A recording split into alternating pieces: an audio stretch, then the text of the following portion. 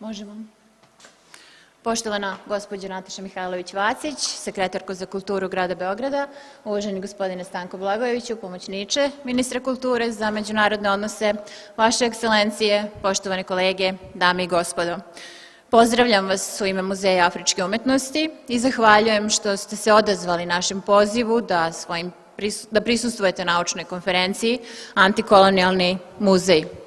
Ova međunarodna konferencija sastavni je deo nove istoimene izložbe, otvorene pre nešto više od mesec dana, a kojom autorka, dr. Ana Sladojević, poziva na preispitivanje ne samo ustaljenih načina reprezentacije afričke umetnosti, već zapravo kolonijalnih osnova na kojima počivaju muzeji kao institucije. To se odnosi i na sam Muzej afričke umetnosti, osnovan pre 45 godina, u doba kada je jugoslovenska politika nesvrstavanja bila na vrhuncu i u čije su temelje upisane ideje antikolonijalizma, antirasizma i solidarnosti. Kao što smo i tada rekli, predstojeća rekonstrukcija čitavog Muzeja afričke umetnosti zahteva komplementaran i promišljen postupak redefinisanja i rekonceptualizacije budućeg muzejskog predstavljanja i delovanja, te je pred nama i našim kustosima veoma izazovan i kompleksan zadatak koji ne znači samo promenu načina izlaganja, već promenu čitave paradigme muzejskog rada i muzejske proizvodnje znanja. Esteemed Mrs. Nataša Mihajlović-Vacić, Secretary of Culture of the City of Belgrade, esteemed Mr. Stanko Blagojević, Deputy Minister of Culture and Information of the Republic of Serbia for International Relations, dear guests, colleagues, representatives of the Ministry of Culture and Information and the Ministry of Foreign Affairs, the City Council, the Secretariat for Culture, Your Excellencies, ladies and gentlemen, I greet you on behalf of the Museum of African Art and thank you for responding to our invitation to attend the scientific conference, Anticolonial Museum. This international conference was organized as part of the new eponymous thematic exhibition opened a little over a month ago, and in which author Dr. Ana Sladojević invites us to examine not only the established ways of representing African art, but also the colonial foundations on which rest museums as institutions. This also relates to the Museum of African Art, which was established 45 years ago, at a time when Yugoslav policy of non-alignment was at its peak, and in which was based on the ideas of anti-colonialism, anti-racism, and solidarity. As I said at the time, the reconstruction of the whole museum demands a complementary and thoughtful redefining and reconceptualization of the future museum. Its presentation to the public and work, and we and our curators are faced with a challenging and complex task, which does not mean only changes in the way we exhibit, but also the changes in the whole paradigm of the way the museum works and educates. Međunarodno interesovanje za teme dekolonizacije muzejske prakse danas je veoma aktualno i živo, što je posebno vidljivo u skorašnjim aktivnostima vodećih muzeja na Zapadu. Muzej afričke umetnosti u Beogradu srećom ne deli sa njima taj teret povrata predmeta ukradenih tokom kolonijalnih osvajanja u zemlje porekla, ali se, opet srećom ili uprkos tome, nalazi u fokusu brojnih istraživača, domaćih i stranih. Ovom konferencijom nastojali smo da okupimo neke od renomiranih stručnjaka iz Afrike, regiona i Srbije, koji su veoma angažovani u domenu studija muzeja, muzejske reprezentacije, afričke umetnosti, institucionalne kritike, dekolonizacije, kao i muzejske prakse posvećene antikolonijalizmu i antirasizmu. Tokom naredna 2 dana, u okviru 4 glavna tematska panela, učesnice konferencije će u svojim izlaganjima osvrnuti se na savremenu teoriju i praksu, uključujući kritiku ustaljenih muzejskih reprezentacija Afrike i afričkih umetnosti i ukazati na mogućnosti za stvaranje novih metodologija, istraživanja, saradnje i izlaganja. International interest in the theme of decolonization of museum practices is very current and alive, And we can see this in the latest activities of the leading museums in the West. The Museum of African Art in Belgrade, luckily, does not share the burden of returning items that were stolen during the colonization of their lands of origin. But at the same time, it is in the focus of many researchers, both local and foreign. With this conference, we tried to gather some renowned experts from Africa, the region, and Serbia, who are engaged in the field of museum studies, museum representation, African art, institutional critique of decolonization, and museum practices devoted to anti-colonialism and anti-racism. During the next 2 days, during our 4 thematic panels, the panelists will share and take a look at the modern theory and practice, including the critique of established museum representations of Africa, African art, and they will point to the possibilities of creating new methodologies of research, cooperation, and exhibition. Zahvaljujem svim učesnicama na prihvatanju poziva da svoje iskustva, mišljenja i predloge podele sa nama. Među njima su Amina Zoubir iz Alžira, Mwana Pwo iz Angole, Elizabeth Asafo-Adjei iz Gane, Vitjitua Ndjiharine iz Namibije, Bee Azubike iz Nigerije, Jelena Vesić, Jelena Savić, Katarina Zdjelar, Koštana Banović, Vujović, Dubravka Sekulić. Naučni i organizacioni odbor konferencije čine Bojana Piškur, Katarina Živanović, Sladojević, uz izuzetna i najveće zalaganja naše 2 muzejske koleginice, Ane Knežević i Emilije Epstein. Pre nego što čujemo njihove prezentacije, ostaje mi na kraju da posebnu zahvalnost uputim našem osnivaču, Sekretarijatu za kulturu i gospođi Nataši Mihajlović Vacić i pomoćniku ministra kulture, gospodinu Stanku Blagojeviću, na kontinuiranoj podršci programima i aktivnostima Muzeja afričke umetnosti i zamolit ću ih da nam se obrate. I thank all participants for accepting our invitation to share their experiences, their opinions, and their suggestions, whether physically or through Zoom.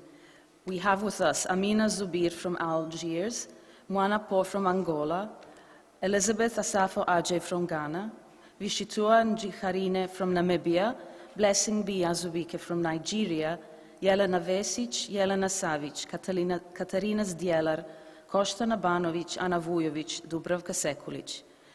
The scientific and organizational committee of the conference are Bojana Piškur, Katarina Živanović, Sladojević, and in particular I would like to thank for their hard work Ane Knežević and Emilia Epstein. Before we hear their presentations, I would like to thank the continued support to our founder, the City Council of Belgrade, that is the Secretariat for Culture and the Ministry of Culture and Information of the Republic of Serbia, and in particular Mrs. Nataša Mihajlović Vacić, the City Secretary for Culture, and Mr. Stanko Blagojević, Deputy Minister of Culture and Information.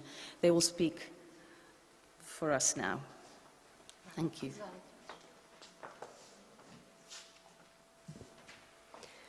Poštovani učesnici konferencije, srdačno vas pozdravljam u ime Sekretarijata za kulturu i grada Beograda i želim vam dobrodošlicu. Danas smo se okupili u Muzeju afričke umetnosti na ovoj izuzetnoj konferenciji. Marija je već nešto rekla o kontekstualizaciji vremena u kom je muzej nastao. Ja ću se samo nadovezati na to. Muzej afričke umetnosti jeste bio simbol nesvrstanosti. Tada aktuelni pokret nesvrstanih, čiji je jedan od osnivača bila Jugoslavija, zalagao se za nacionalnu nezavisnost, borbu protiv dominacije, rasizma i druge vrednosti, što je između ostalog bilo istaknuto i prilikom otvaranja muzeja. Ovi postulati navedeni su kao paradigma konferencije Antikolonijalni muzej. First, I would like to welcome you again to this exceptional conference, Anticolonial Museum. And once again, I would like to to emphasize the context in which the museum was founded, which was during the time of the non-aligned movement and the policies of Yugoslavia that supported decolonization, anti-racism, fought against discrimination and fought for other values, human values. Svedoci smo da se te vrednosti danas na globalnom nivou često zaboravljaju, ali tu smo svi mi da podsjetimo na njih. We are witnessing today that globally these values are being undermined, but we are here together to remind everybody of those values. I u tom kontekstu spomenut ću i prošlogodišnje održavanje samita ministara kojim je obeleženo 60 godina od osnivanja Nesvrstanih. And I would also like to remind you that last year we had a summit of ministers of former non-aligned countries. Muzej afričke umetnosti produkt je ekonomsko-političkih okolnosti tokom 60. i 70. godina 20. veka, kada se socijalistička Jugoslavija okreće zemljama partnerima u okviru pokreta Nesvrstanih. The Museum of African Art was the product of the economic and political directions that Yugoslavia took in the 60s and 70s of the 20th century when it turned towards the non-aligned countries. Brojni Jugosloveni u to vreme putuju u zemlje trećeg sveta, što je neminovno kreiralo povoljnu društvenu klimu za otvaranje ovog muzeja, jedinstvenog po svom karakteru i jedinog takvog u regionu. Many Yugoslavs traveled to these countries and the whole situation favored the opening of this museum and the cultural environment of this museum.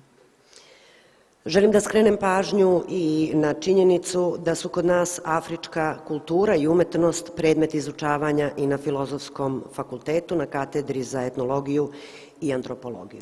I would also like to mention that African culture and art are researched at the Faculty of Philosophy at the University of Belgrade as well.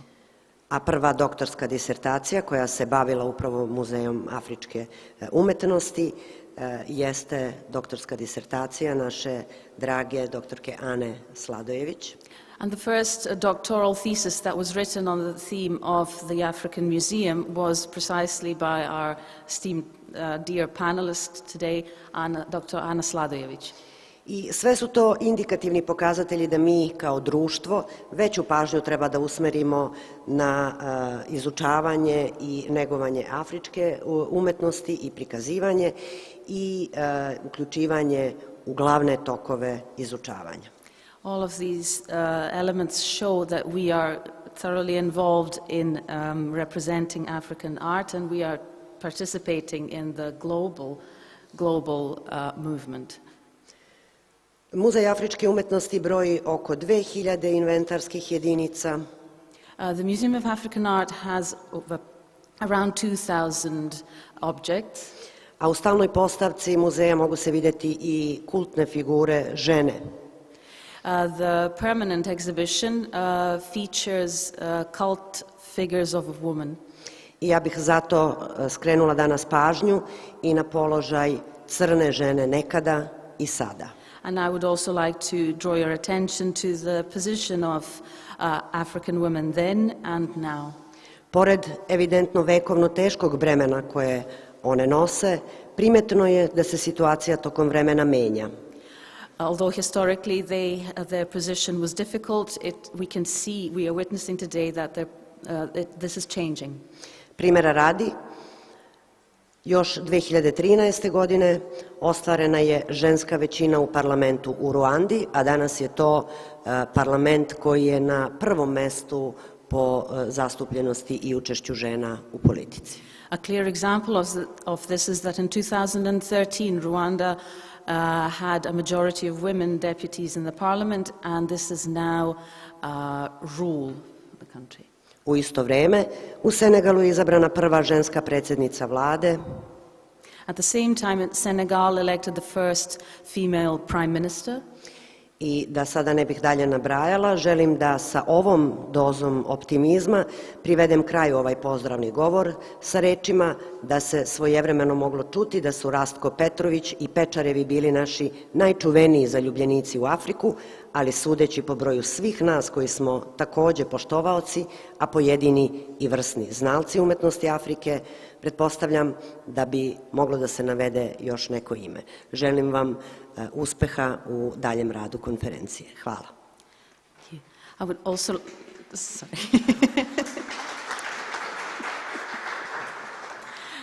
On these positive notes that we heard from the situation in Africa, I would also like to remind you that Rastko Petrović and the Pečar family were also very experts on African art, and there are also very many people today in our country who are also experts. So I would like to wish you a very happy conference and all the best.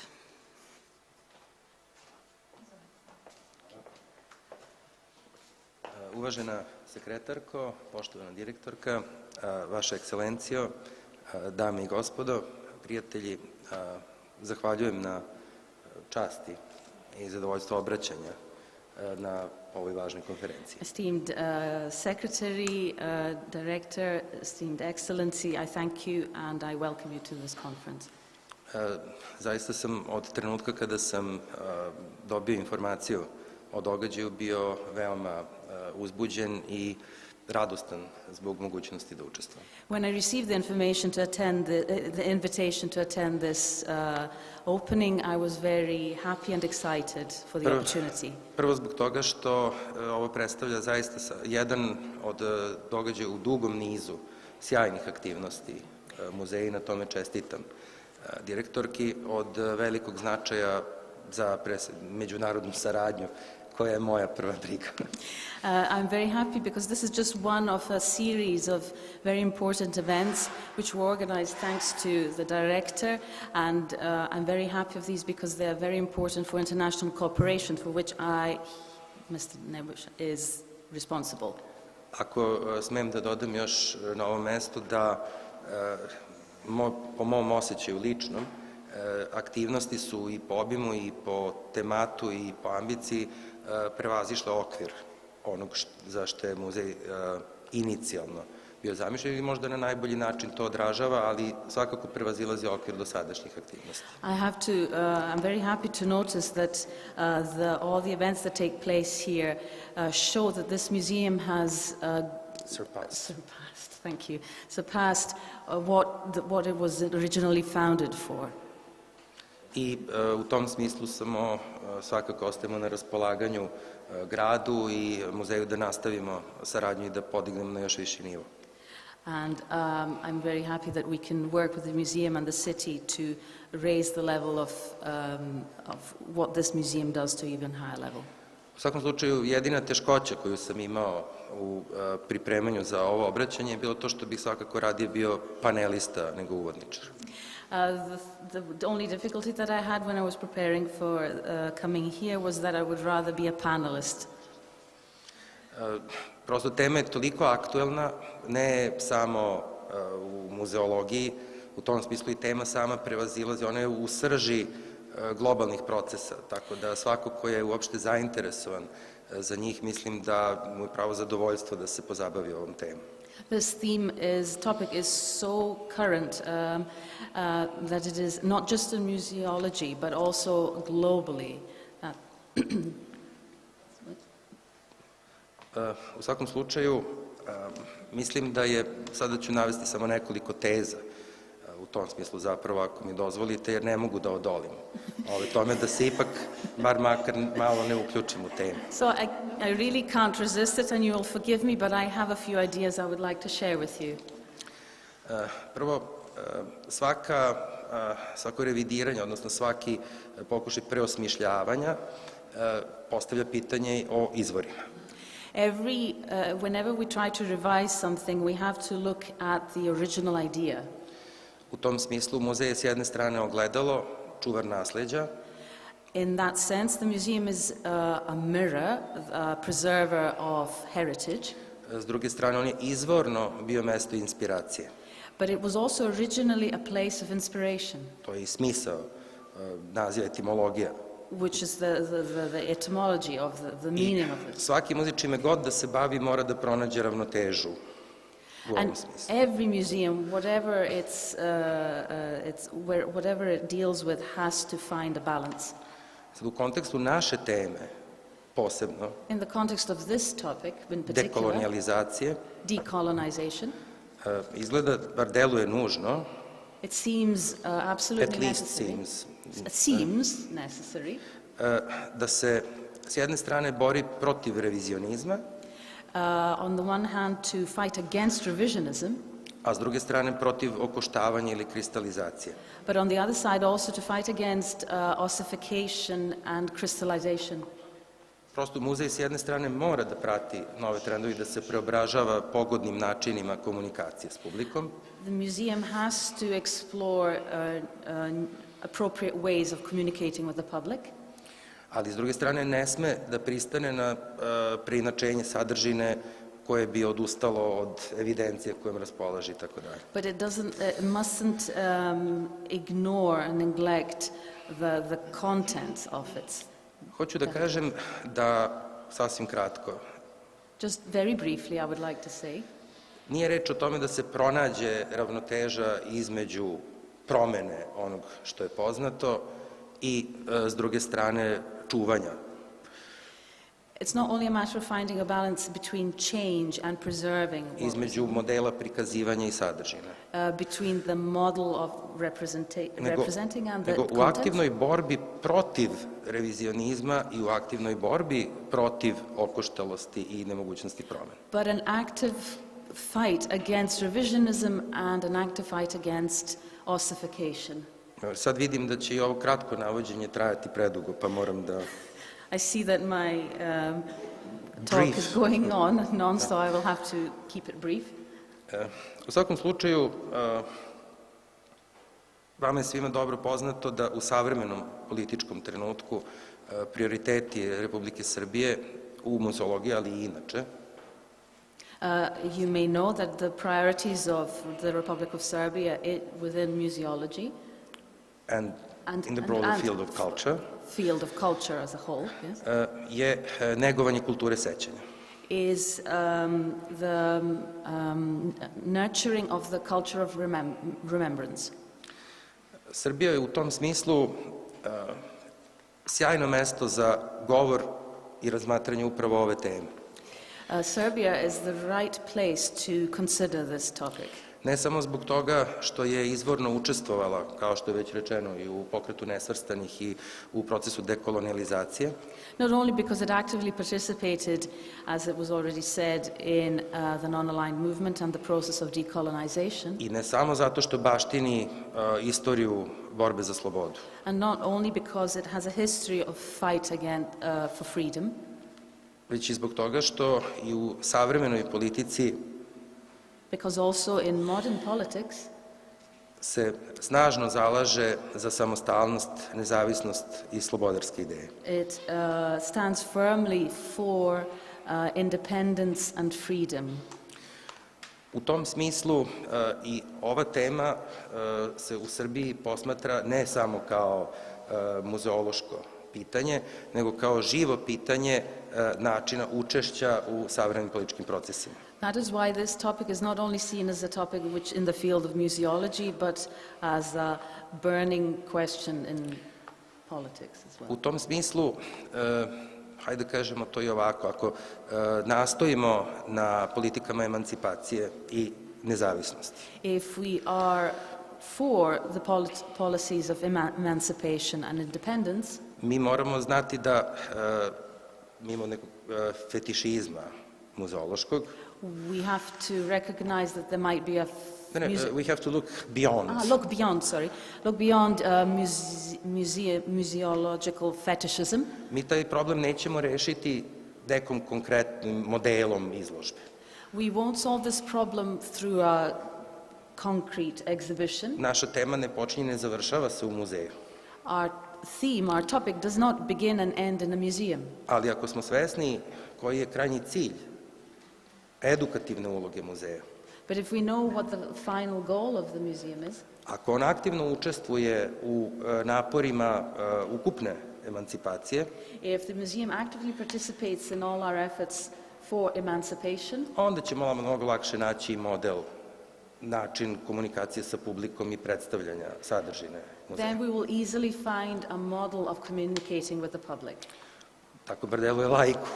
That's what it seems to me as a lay person, yes. Ali u svakom slučaju svest o cilju ovakvog poduhvata, a to je tema konferencije, mora diktirati i strukturu postavke muzeja i način obraćanja i tako dalje. But in any case, the awareness of the final goal will dictate the structure of the exhibits and the work of the museum. A kao što sam rekao, u Srbiji je fantastična prilika da se upravo na tome radi zbog naše politike slobodarstva.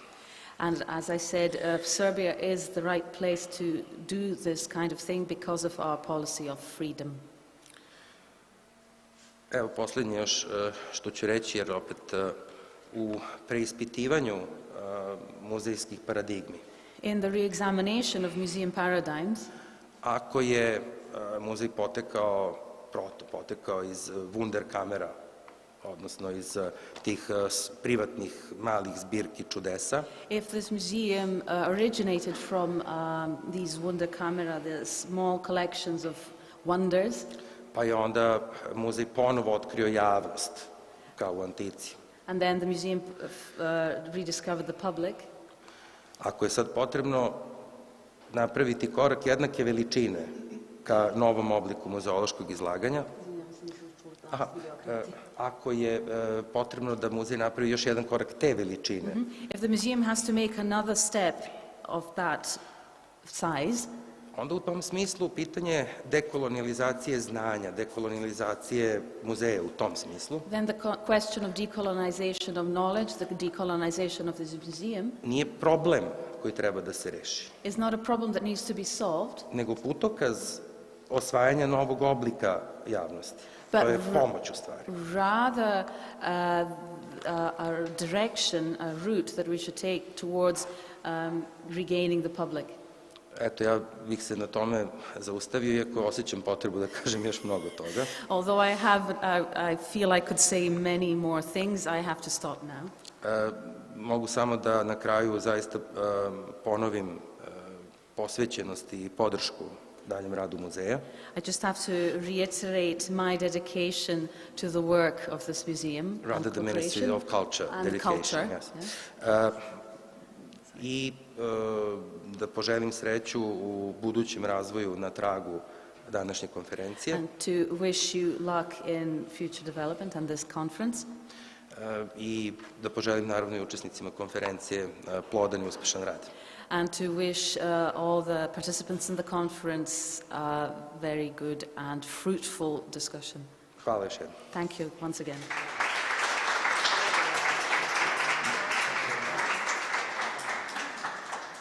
Poštovani posetioci i učesnici, zahvaljujem na pažnji. Hvala našim uvaženim gostima danas, sekretarki za kulturu, gospođi Nataši Mihajlović-Vacić i pomoćniku ministra kulture za međunarodne odnose, gospodinu Stanku Blagojeviću, na ovim uvodnim rečima. Čast nam je i zadovoljstvo da ste u nizu drugih važnih događaja koji se ovih dana u Beogradu dešavaju odvojili vreme za učešće i za obraćanje na našem skupu, a svakako vaši komentari, saveti i predlozi će nam pomoći i verujem da će nam svima biti lakše da uz saradnju i ovakve partnere koji su sa obe strane ovog mikrofona nađemo put, barem i malim koracima, kako i kuda dalje ćemo se razvijeti. I want to thank you to our speakers today for taking time from their busy schedules and for the continuous cooperation and support that they have offered us and for their ideas that they have given us and if not the whole road, but then at least the first steps, the little steps that we can take in this process. Za nekoliko minuta kreće prvi panel i evo ja vas pozivam da zajedno ispratimo naše sagovornica. In a few minutes, our first panel will start, and I invite you to say goodbye to our speakers, guests. Thank you.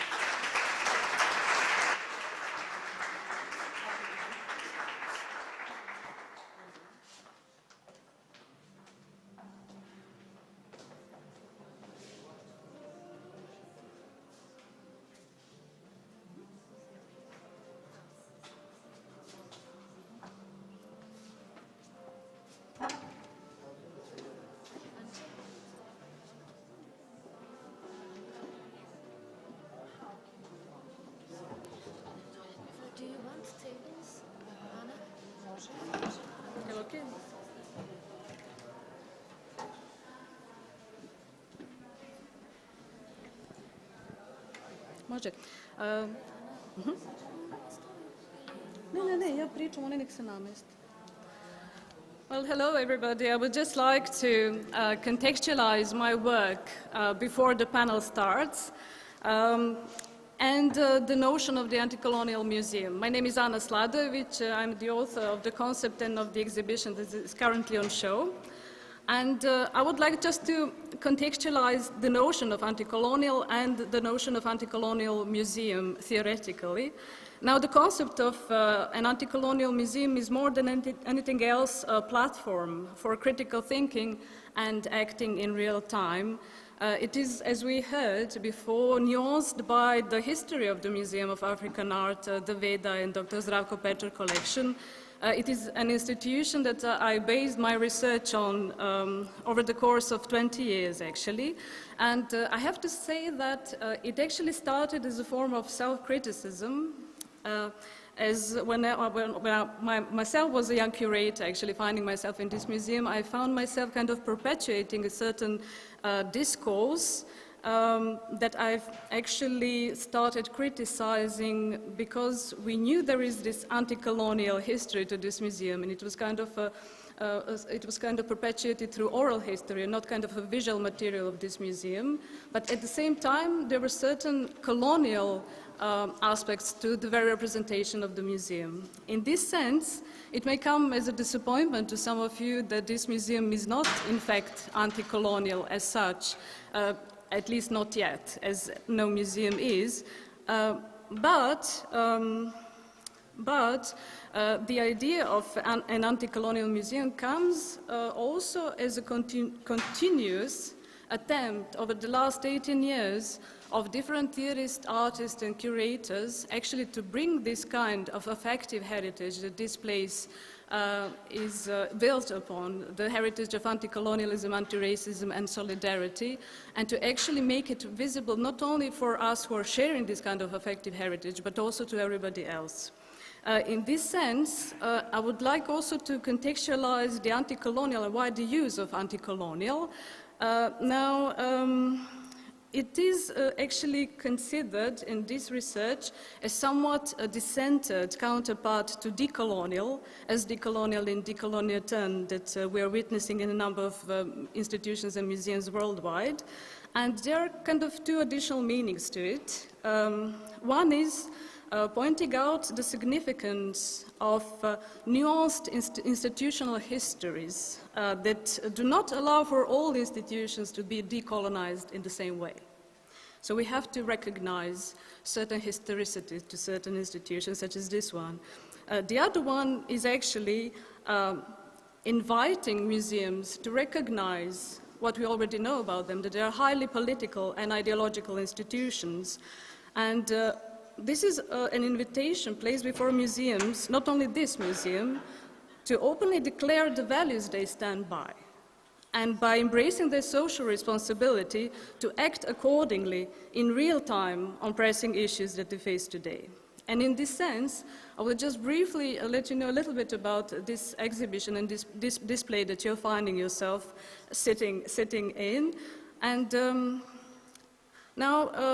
I would actually point out that collecting and ethnographization as colonial strategies of knowledge production and the continuous use of ethnographic discourse methodologies and systematizations that produce the coloniality of knowledge even though the objects themselves are not acquired to colonial plunder, are only some of the problems of this museum and this current exhibition. However, a more experimental and contemporary-oriented line can also be traced as occasional intrusion into the practice of this museum. Talking of continuity and discontinuity, as I said, anti-colonialism, anti-racism, solidarity are by no means an uninterrupted quality of this place either. And I would like to actually credit for this, bringing back this discourse to a number of theorists, artists, and curators, as I said. And in this sense of kind of recuperating a discourse, we encountered a quote-unquote discovery of a particular, also quote-unquote, anti-colonial archive in this institution. However, fixation of this newly, quote-unquote, discovered anti-colonial archive or collection in form of various documents, all the significant, can also be misleading. If we continue to focus on time capsule quality of the place and its newly recognized objects rather than the models of knowledge production.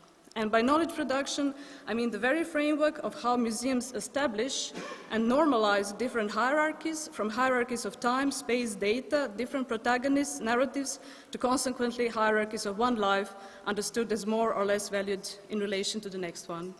With this one I will conclude, and I would like to leave the floor to our first panel. Thank you.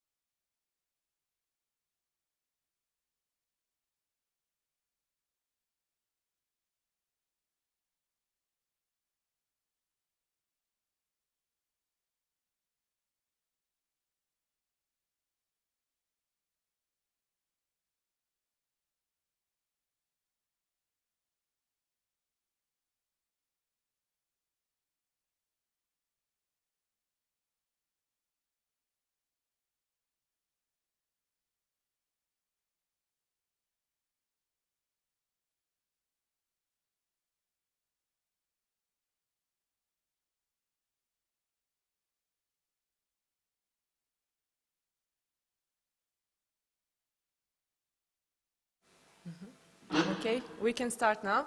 Good morning. My name is Ana Knežević, and I will open the first panel of this conference. As the title says, we will speak about specific relation between heritage and violence in order to unravel a museum as the image of the world, or as imago mundi. This kind of analysis, of course, could fit different museums or archives in general, heritage institutions, in different parts of the world. But here, now, we will focus on a specific examples through artistic work and interventions by our guests, participants of the first panel, Amina Zoubir, who is here with us. Good morning, Amina. Welcome to museum. Good morning. Then Vitjitua Ndjiharine and Katarina Zdjelar, who will be online. Before we start with their presentations, I want just to read their short biographies.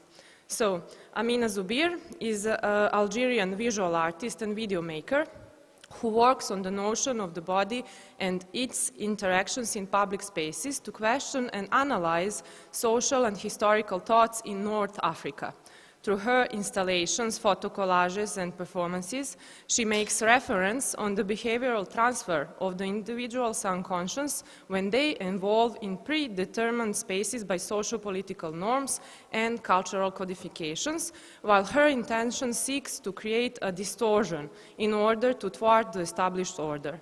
Through her poetic artistry, to view the human, animal, or object bodies, she pushes us to reflect on the established rules of our contemporary society.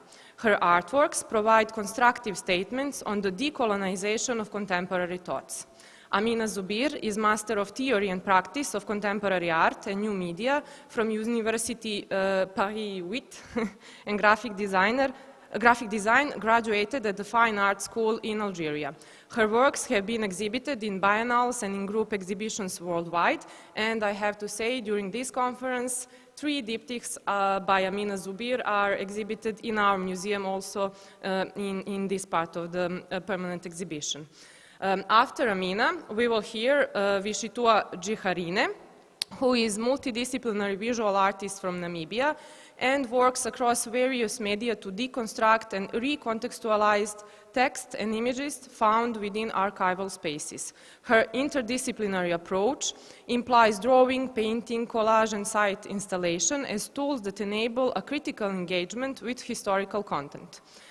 Drawing insight from various academic disciplines such as history, journalism, design, and cultural anthropology, her work explores themes and topics related to construction of identity and intersectional models of knowledge production. With work experience in multimedia design, visual and mass communication, Vitjitua works to create dialogues, workshops, and exhibition projects that increase public engagement and education beyond academic and art spaces. She received her bachelor's degree in studio art from the City College of New York in 2017. In 2018, she received a research fellowship from Gerda Henkel Foundation, allowing her to work in collaboration with the Research Center for Hamburg Post-Colonial Legacy. I would like also to add that Vitjitua's artwork, one painting, was exhibited also here in the Museum of African Art in Belgrade during the exhibition Reflect Namibia after 30 years of independence. And then we will hear also a presentation by Katarina Zdjelar. Katarina Zdjelar grew up in Belgrade and she is currently based in Rotterdam. Working mainly in the medium of moving image and installation, her work explores the way one body encounters another as a site of resistance and possibility, pointing to the fragile agency of collective action in the present. Voice, music, sound, and language have been the core interest throughout her practice. Her most recent works look at the potentials and legacies of pacifist proto-feminist practices, including that of Käthe Kollwitz and Dora Hoer.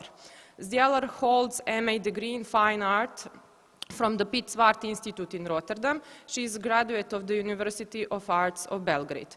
Zdjelar represented Serbia at the 53rd Venice Biennale, and she has participated in numerous solo and group exhibitions internationally. Also, 2 works made by Katarina Zdjelar are represented in this moment in the Museum of African Art. So now I would like to suggest that we start with our presentations. First of all, I would invite Amina to start with her presentation. Hello everyone, good morning. I am Amina Zoubir, and before to start I would like to welcome the audience, to thank the participation to everyone to be here with us, and also to thank the team of the Museum of African Art to welcome me and to organize this conference, an Anticolonial Museum. So I started to develop my research from my own experience as a woman, and the research is concerned the representation of body during the colonial period in the field of photography. I started to develop this research after graduated master degree in theory and practice of contemporary art. So I was first of all questioning my practice as an artist, and also my will to understand the position of a researcher, of an artist researcher. So the research that I started with the different institution had like different collection of archive and photography collection. They had to conserve in like different like position of museum, etc., and institution was for me a bit problematic, because all these archives were hidden in boxes and were like not accessible to the public, and it was actually a different process for researcher to have access to this archive. So my first concern was to focus on the representation, appropriation of the female body in colonially and ethnographically influenced photographs from North Africa. And by North Africa, I mean from Senegal, Morocco, Algeria, Tunisia, Libya, Egypt, Ethiopia. So I was not just including like just talking about the Maghreb or the Arab countries, but I was also including the other the other countries from North Africa as Sub-Saharan Africa, like also Senegal, Ethiopia, Sudan, and Somalia as well. So I discovered through my research different images in the archive, and of course some of them were problematic because they were having this what we call actually the challenging collection of a museum was much more historically object and testimonies that the museum stores and preserve. And however, like their origin coincides with a time of colonial and scientifically European dominated power structures and imbalances which are directly visible in the photographic representation of people and the images they create.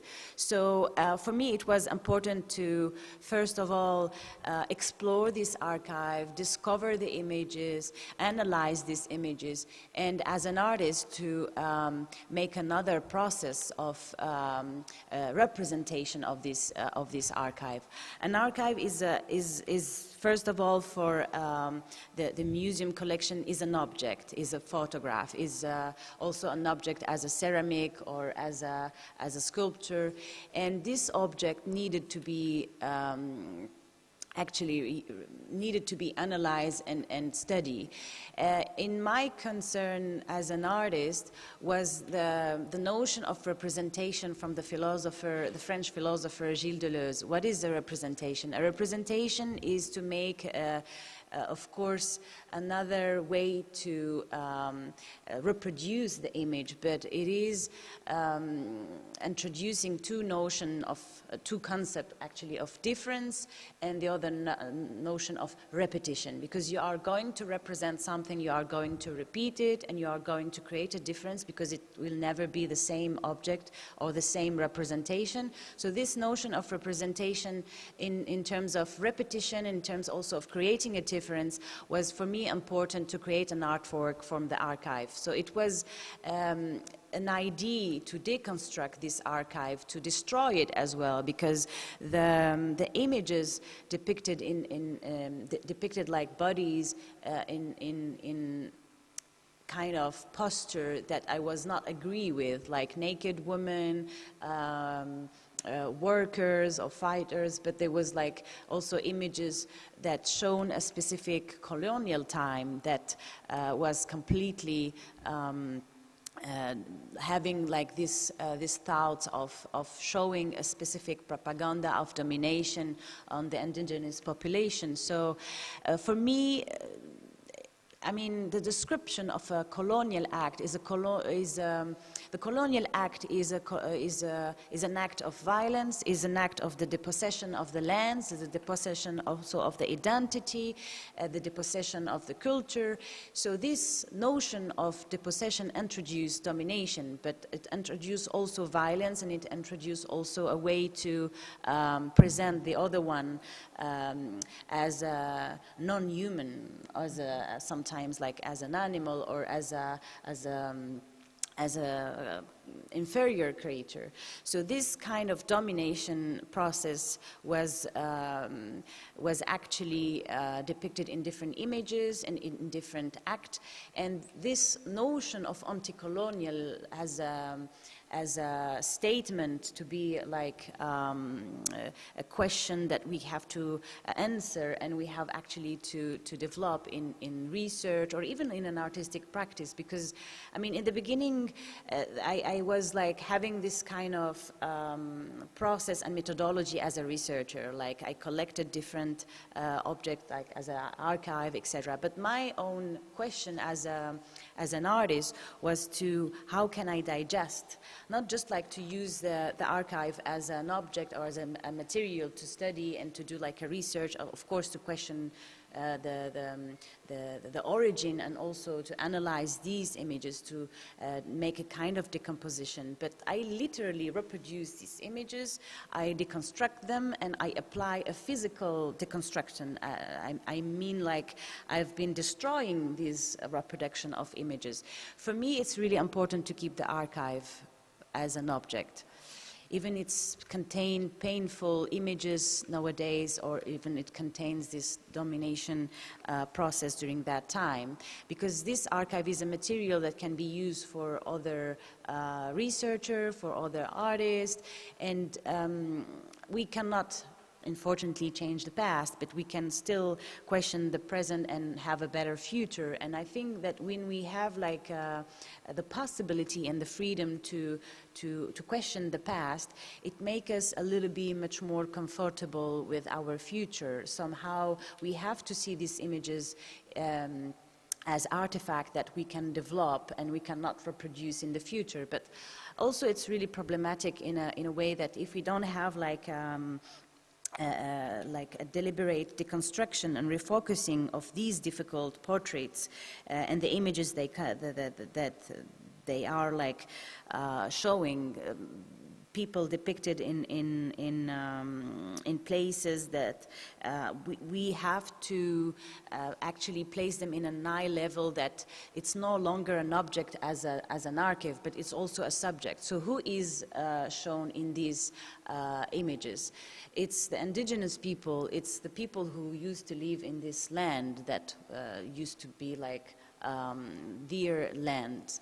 And for me it was important to deconstruct this object, to deconstruct and to destroy also this archive, not literally the origin of this archive, of this object, but to reproduce it and to question actually that notion of, in philosophically developed by the philosopher Jacques Derrida, about how can we deconstruct something established to rebuild something else. So the idea of reproducing this archive is always a danger, but I don't reproduce it, I mean, in my process, in my methodology as an artist, I don't reproduce it literally as it was, because I have a position as an artist to destroy and to disagree with this image, to disagree with the content of this image. As an Algerian woman, I was feeling really uncomfortable to find like these images in the archive, and for sure we shouldn't like hide them in boxes, and we shouldn't like hide them in archive. We have to show them. We have to show the violence of the colonial act on bodies, on women bodies, on male bodies. Actually, what I understood, in my opinion, was like how the colonial strategy was functioning somehow, like was to actually destroy the sacred figure of the feminine figure, was a process to dominate the male, to dominate like the future fighters that will like have a posture to defend their wives, their sisters, their daughters, their women, against like an oppressor, and against like someone like who had this like will to destroy actually their culture, their identity, and to take their lands. As I said, the colonial act is an act of depossession, is an act of violence. So the way that they used to shrink the image of women, and also to have a different representation of bare-breast women with the outfit, the local outfit, like that can be like different kaftan or different dresses, was for me, like for different photographers, an objectification of the body of the woman in North Africa, not just like in the Maghreb. And this was, of course,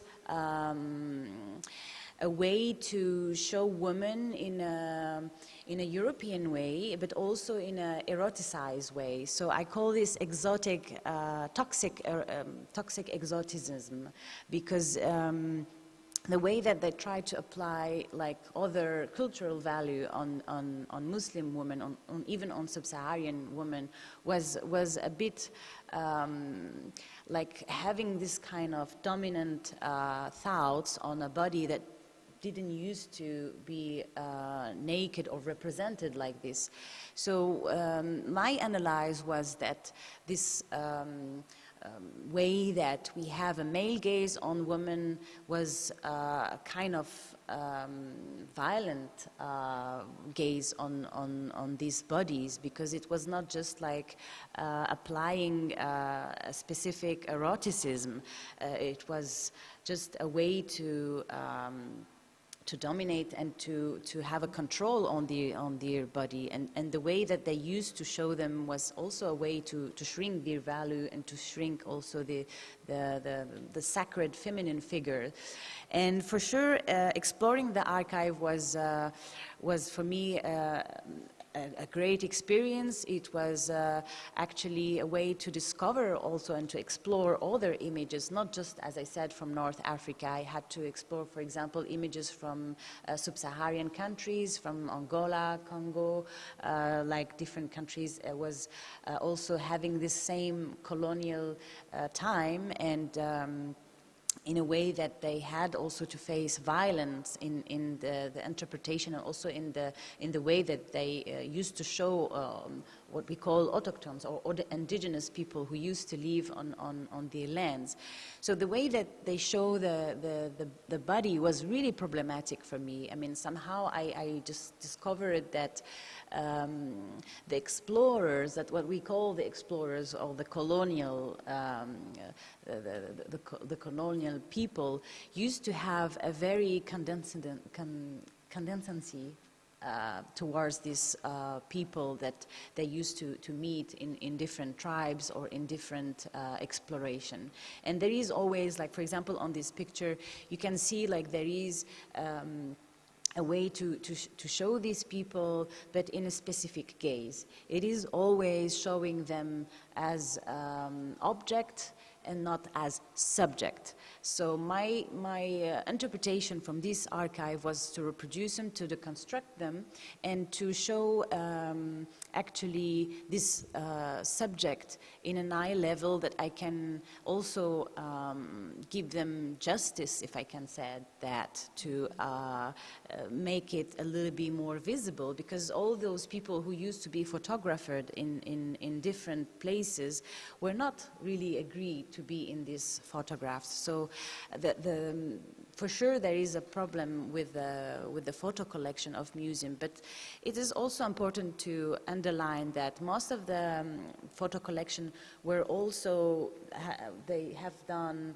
like some images about the ethnographic studies of these people. So there is like problematic images regarding the position that a photographer or like a museum keep these images, but there is also another will to document the life of the indigenous people or the people who used to live on their lands. So all the pictures for sure were not problematic, and in the exploration I had to for sure wear gloves and mask and really like look for the images and look for the problematic images that were hidden in the archive. Of course, an archive is like an image like this, so it's really a small document. You have it with sometimes it is dated, sometimes you have like the author, sometimes it's like just anonymous author, sometimes it's just like a photo without a comment.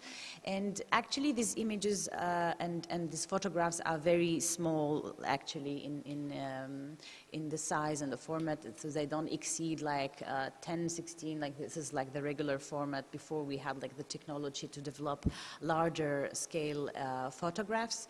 So I have done this process of scanning the archive that was really relevant for my research, and to put them a little bit bigger, and there is after a while like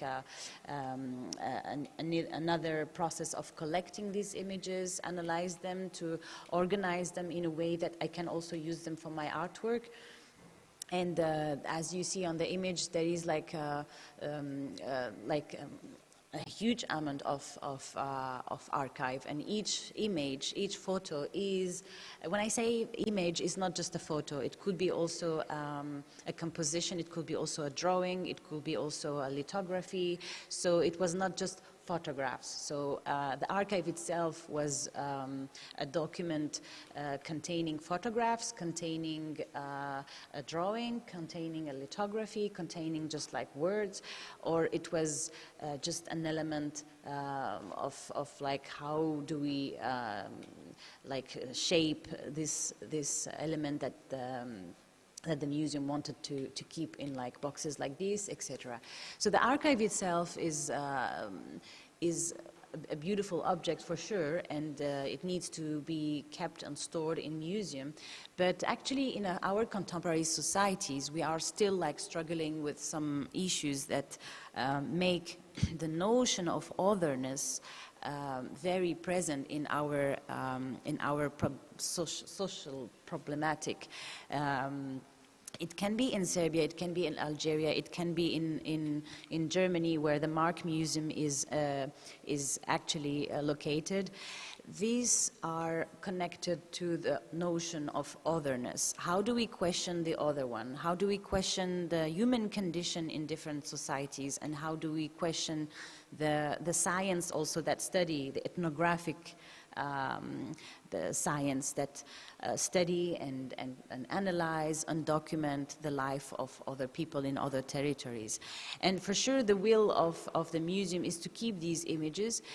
Somehow it's important to invite like scientists and artists to have like a position regarding this archive, and having like opening the archive is always a painful process, because of course it contains many images that are a problem for the time that it used to be done, it used to be like created, but it's also important to document that past life and to see how actually we can share this legacy and this patrimony in the future with the future generation. And I think it's always great to open the archive and to open like the images and the past images, how they used to be kept and how they used to testify about a period, about a time, about like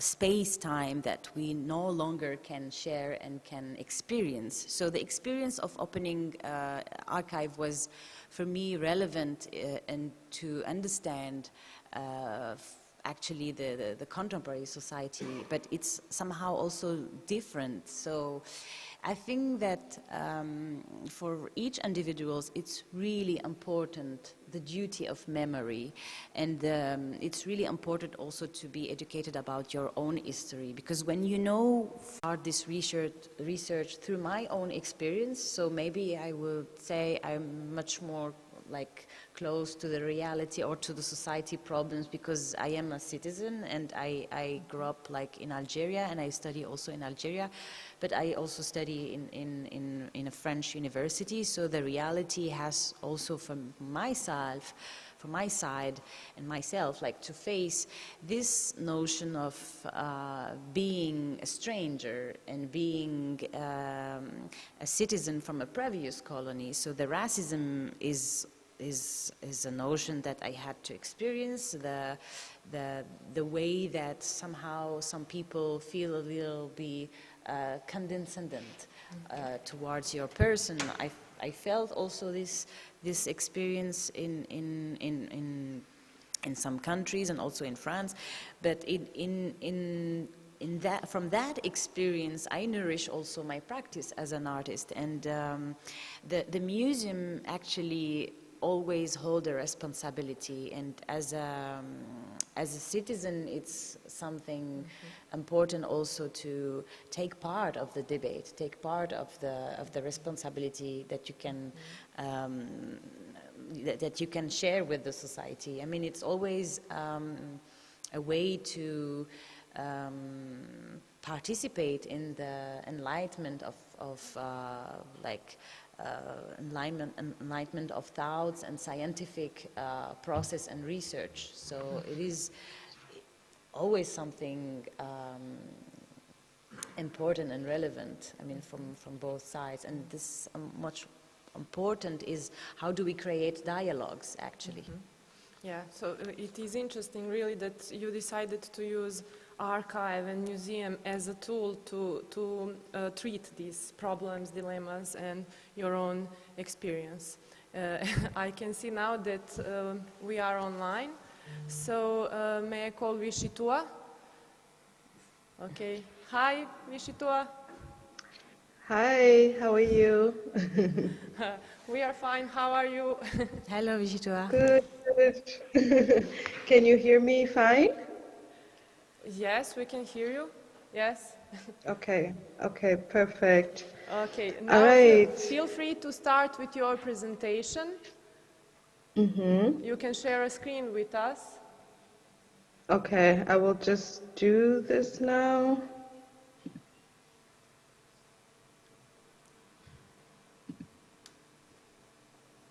Just 1 second, I need the host to allow me to share my screen. Please allow Vitjitua sharing screen.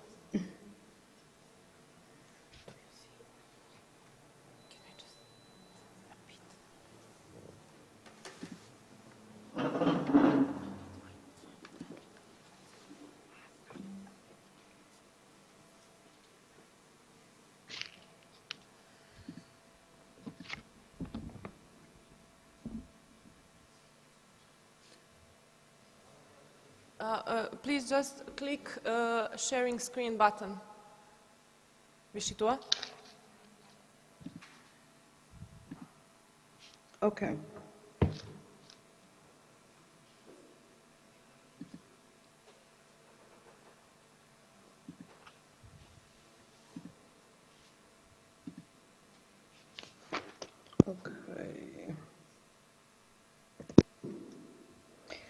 All right, so I hope you can still hear me and see the screen. Yeah, we hear you, but we don't see a presentation. Oh, at the bottom of the screen, I believe there is a share screen option. Green button. 1 second. Yes, I see the button.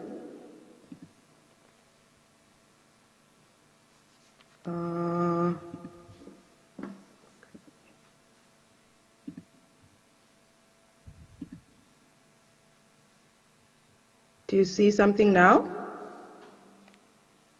We see you. And you look beautiful. Thank you. I click on share screen, but somehow it's not. Okay, wait, hold on. I have to fix my permissions. I'm sorry about that.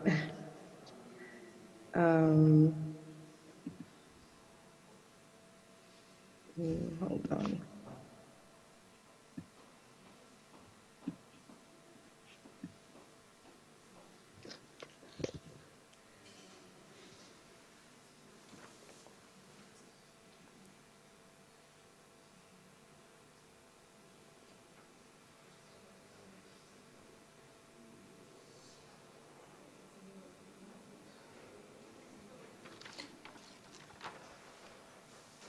Okay, maybe we can ask our team if we can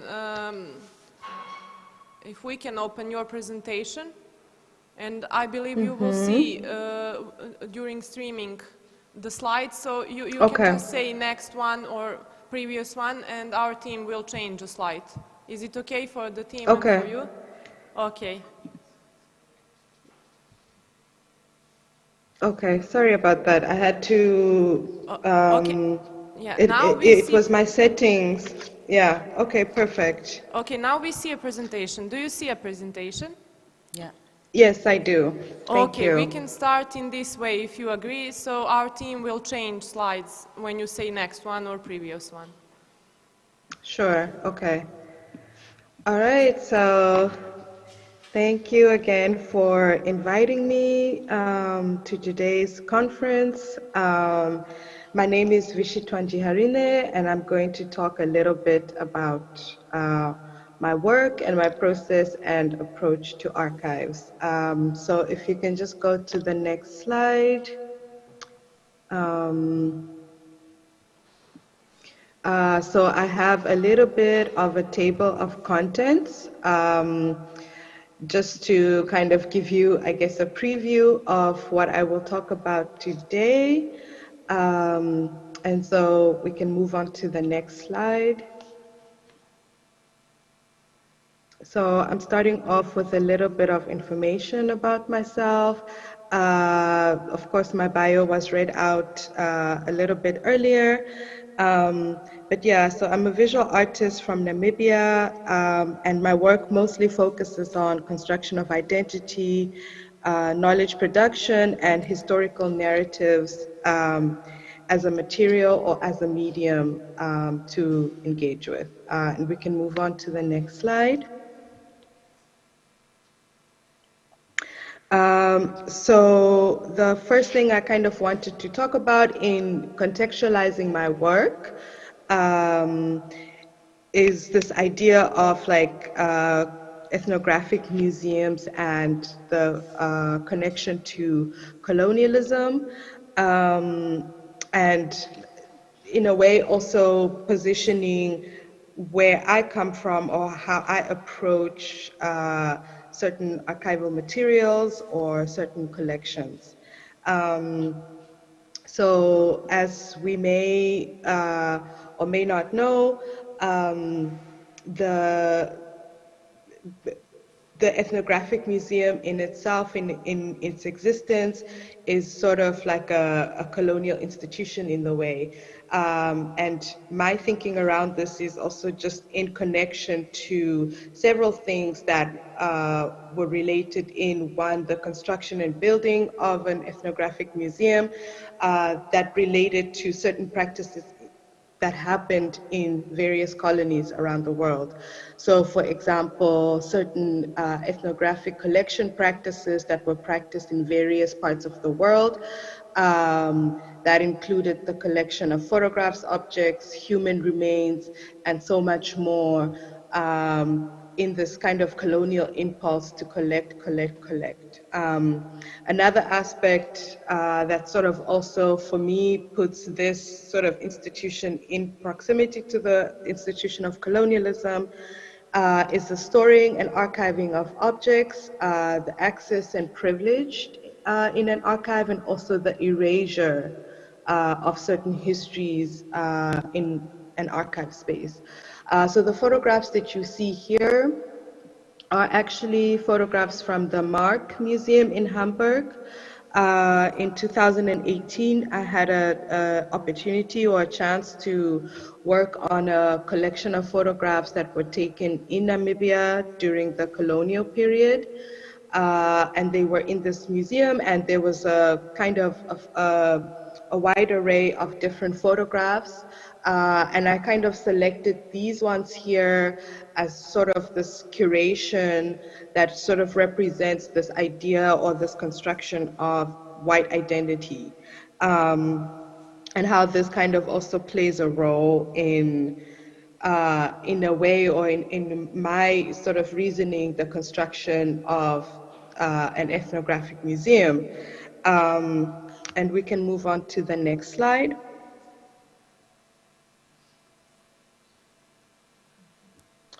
Okay, so when I was working in the, hold on, okay, sorry. I have to move on to the next slide as well as I speak.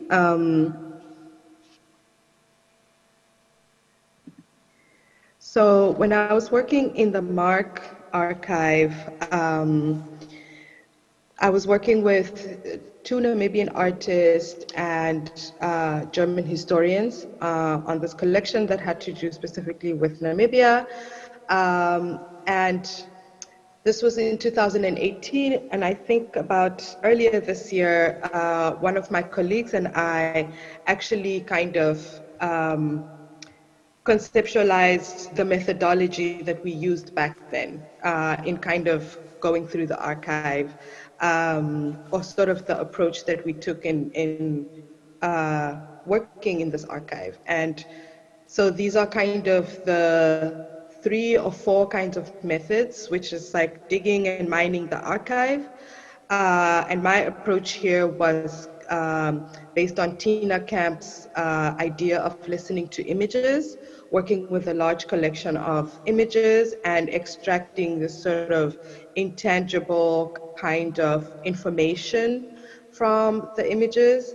Another approach was the criticality and this idea of smuggling, which we used a lot to kind of, this idea of like smuggling ideas into the archive, or even this idea of, like, for example, queering the archive, which then transforms our connection or our ability to relate to the archive.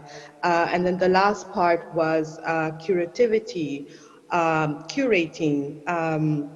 And this process I also like to think of as loving through undoing, or just basically to be able to reimagine a different kind of approach. And I think Amina touched on this in her presentation a little bit earlier, and this idea of how can we create a different relationship to these photographic materials that enable, you know, a different kind of future for ourselves.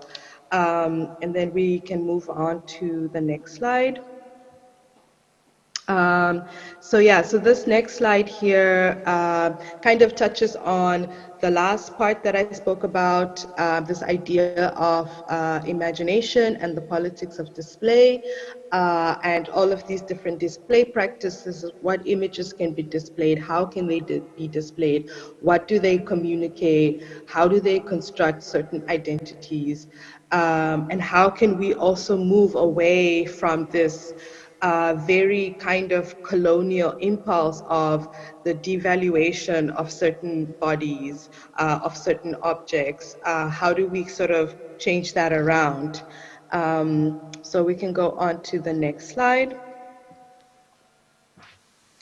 So this brings me to a work that I did, and this is a museum inventory card. It's called an iconocard.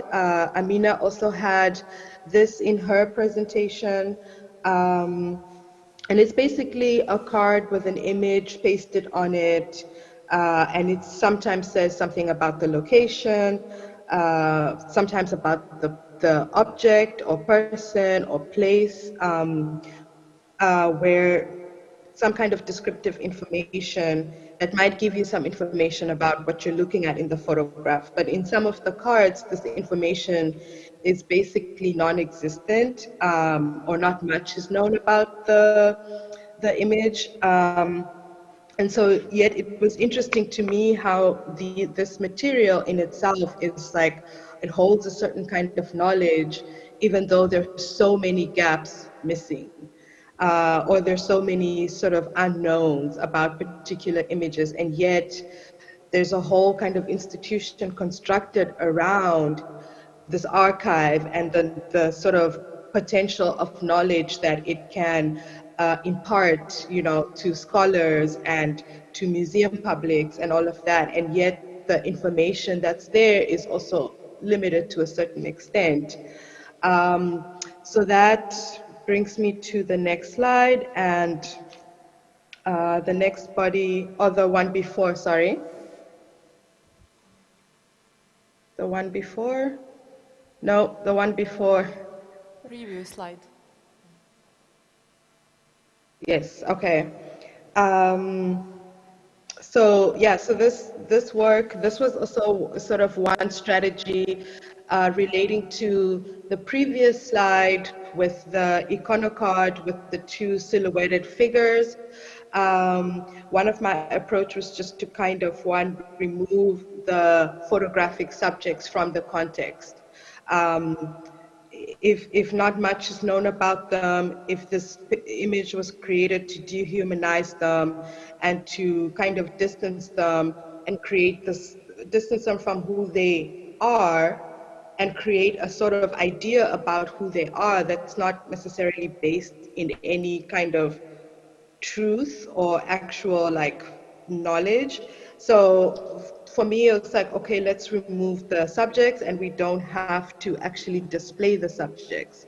And so instead of like displaying the photographic subjects, I cut them out and replace them with these reflective mirror surfaces, which really for me was like sort of an exercise on reflexivity and sort of collective reflection on some of these legacies and why they exist and what they say about us as a people or as a society. And then we can move on to the next slide. Yeah, and so that was one part of it, this kind of, and going back to sort of these three methods that I had outlined earlier, with digging, criticality, and also curativity, it also came to a point where sort of criticality or this idea of being critical is like one start, but it wasn't necessarily everything that we could do, or that, you know, there needed to be kind of another step beyond just being critical of the information, but also kind of transforming the information. And so this is another body of work that I did also related to that archive. And my approach here was just to kind of curate a sort of like idea of how I wanted to use the image, add color, add an element of play that was kind of missing in this kind of space. And also more importantly, some of these photographs, for example, this archive is also composed of a lot of like images of Black women, mostly also posed naked, which again is also like another construction, right? And so therefore I was like, okay, so if we're going to construct something, we can also construct, you know, particular kind of clothing instead of like displaying naked Black female bodies. So that was kind of also one strategy, and we can move on to the next slide. So then this takes me a little bit now outside of the archive and also outside of the two previous works that I showed were based on a collection of photographs that were based or housed in the Mark Museum. And in 2019, I did this body of work that basically looked at the Namibian context in a post-independent Namibia. And one of these works was actually displayed at the museum in Belgrade. And the themes around this exhibition had to do with independence. And one of the things that I was interested in kind of questioning was, what does the idea of independence mean when we have, you know, a large number of the population still, you know, living in, you know, sort of below poverty lines, or when we still have this sort of neo-colonialism tied to, you know, European countries, for example. And then more importantly here, I also wanted to kind of look at this Independence Memorial Museum as this museum that was erected in celebration of independence, but also juxtaposed this structure alongside other kinds of structures, for example, corrugated iron shacks that a lot of people in very low income situations live. And then if we go to the next slide, we just kind of talk a little bit about the Independence Memorial Museum. And this excerpt here is from Wikipedia, and it just kind of gives a little bit of background about the Independence Memorial Museum, and that's the building right there. And it's also kind of this structure that represents the political power of the SWAPO government of Namibia, and it sort of takes up space within the landscape. And it's very clear and obvious that this is like a government museum and also a political museum. And yeah, from the local perspective, with many local scholars, there are so many different problems to highlight about this museum.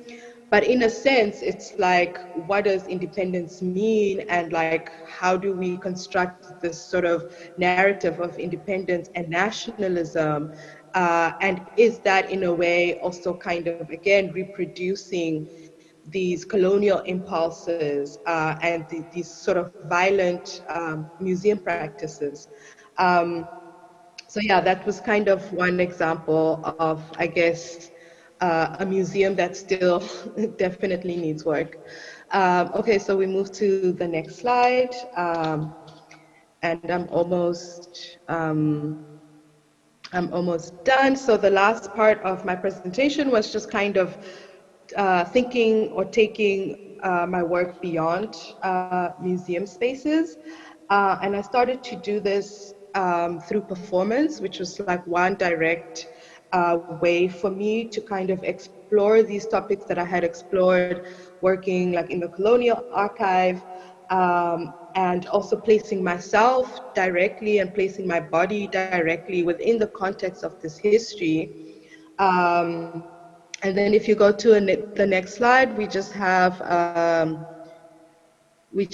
sort of a collection of different photographs of this particular performance that I have done with the Herero dress, which is a symbol of my culture, and it's also a symbol of kind of many different things in relation to colonial history and that transformation of taking something that was sort of imposed on a group of people and transforming it and making it kind of like uniquely part of, you know, Herero identity. And so that, amongst other things, is what this dress represents. But in a way, for me, it was a way for me to sort of also directly place my body in juxtaposition to all of these structures that, in a way, have something to do with colonialism, and also question, or I guess orient myself as a Black woman in the space. Like, how does myself, my identity, and my body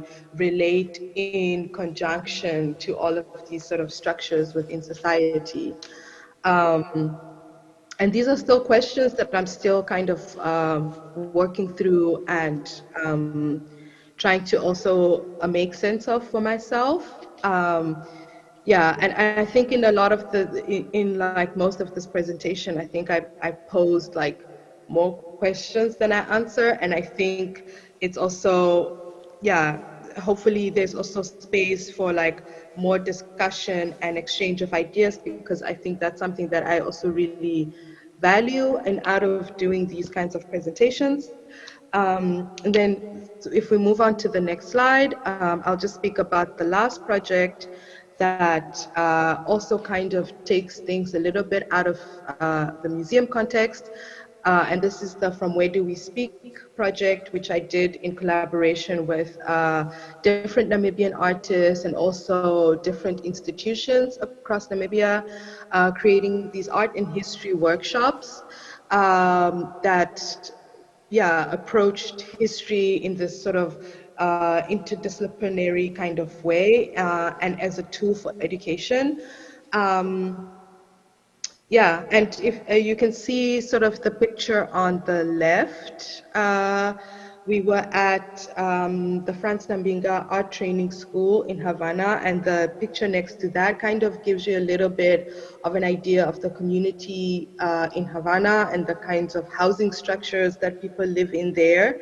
And going back to the other work, the freedom fight, I kind of also wanted to juxtapose the idea of this big, powerful structure that represents the museum in juxtaposition to these kinds of structures, you know, and that gives you a clear and obvious idea of, like, you know, also the violence of a space like a museum, you know, or even what resources are, what things are valued within society, and where resources are allocated, where it's like, you know, certain lives or certain lives are not valued enough to actually provide proper housing structures, you know.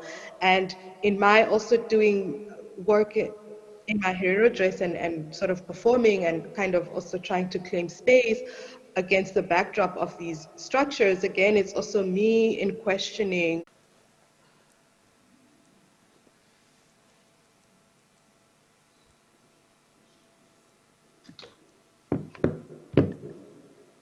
I hope you can hear me now.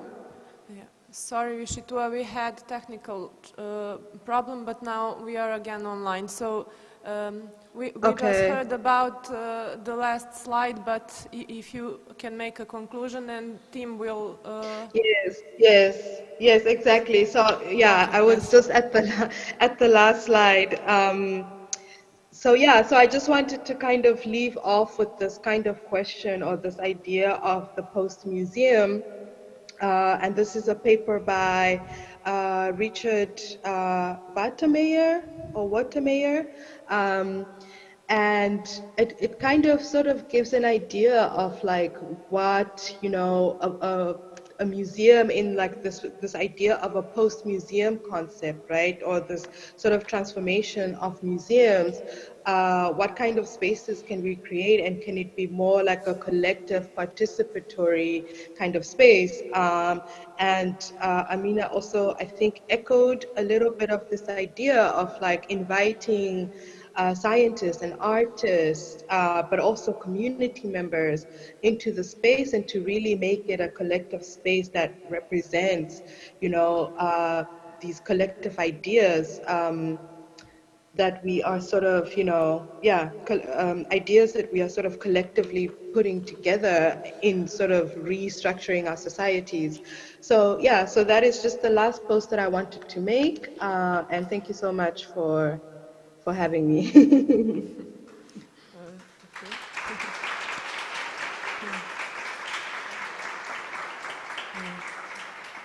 Thank you, Vitjitua, very much for your presentation. Of course, actually, I wanted to ask you, how do you imagine, you know, a new memorial museum of Namibian independence? But as I understood, you already had a suggestion now at the end of the presentation. If you want to comment on this, of course, feel free, but I would suggest to be online, and then we should invite Katarina Zdjelar for the next presentation, and then we will open discussion for all of us, if you agree. Yes. Sounds good.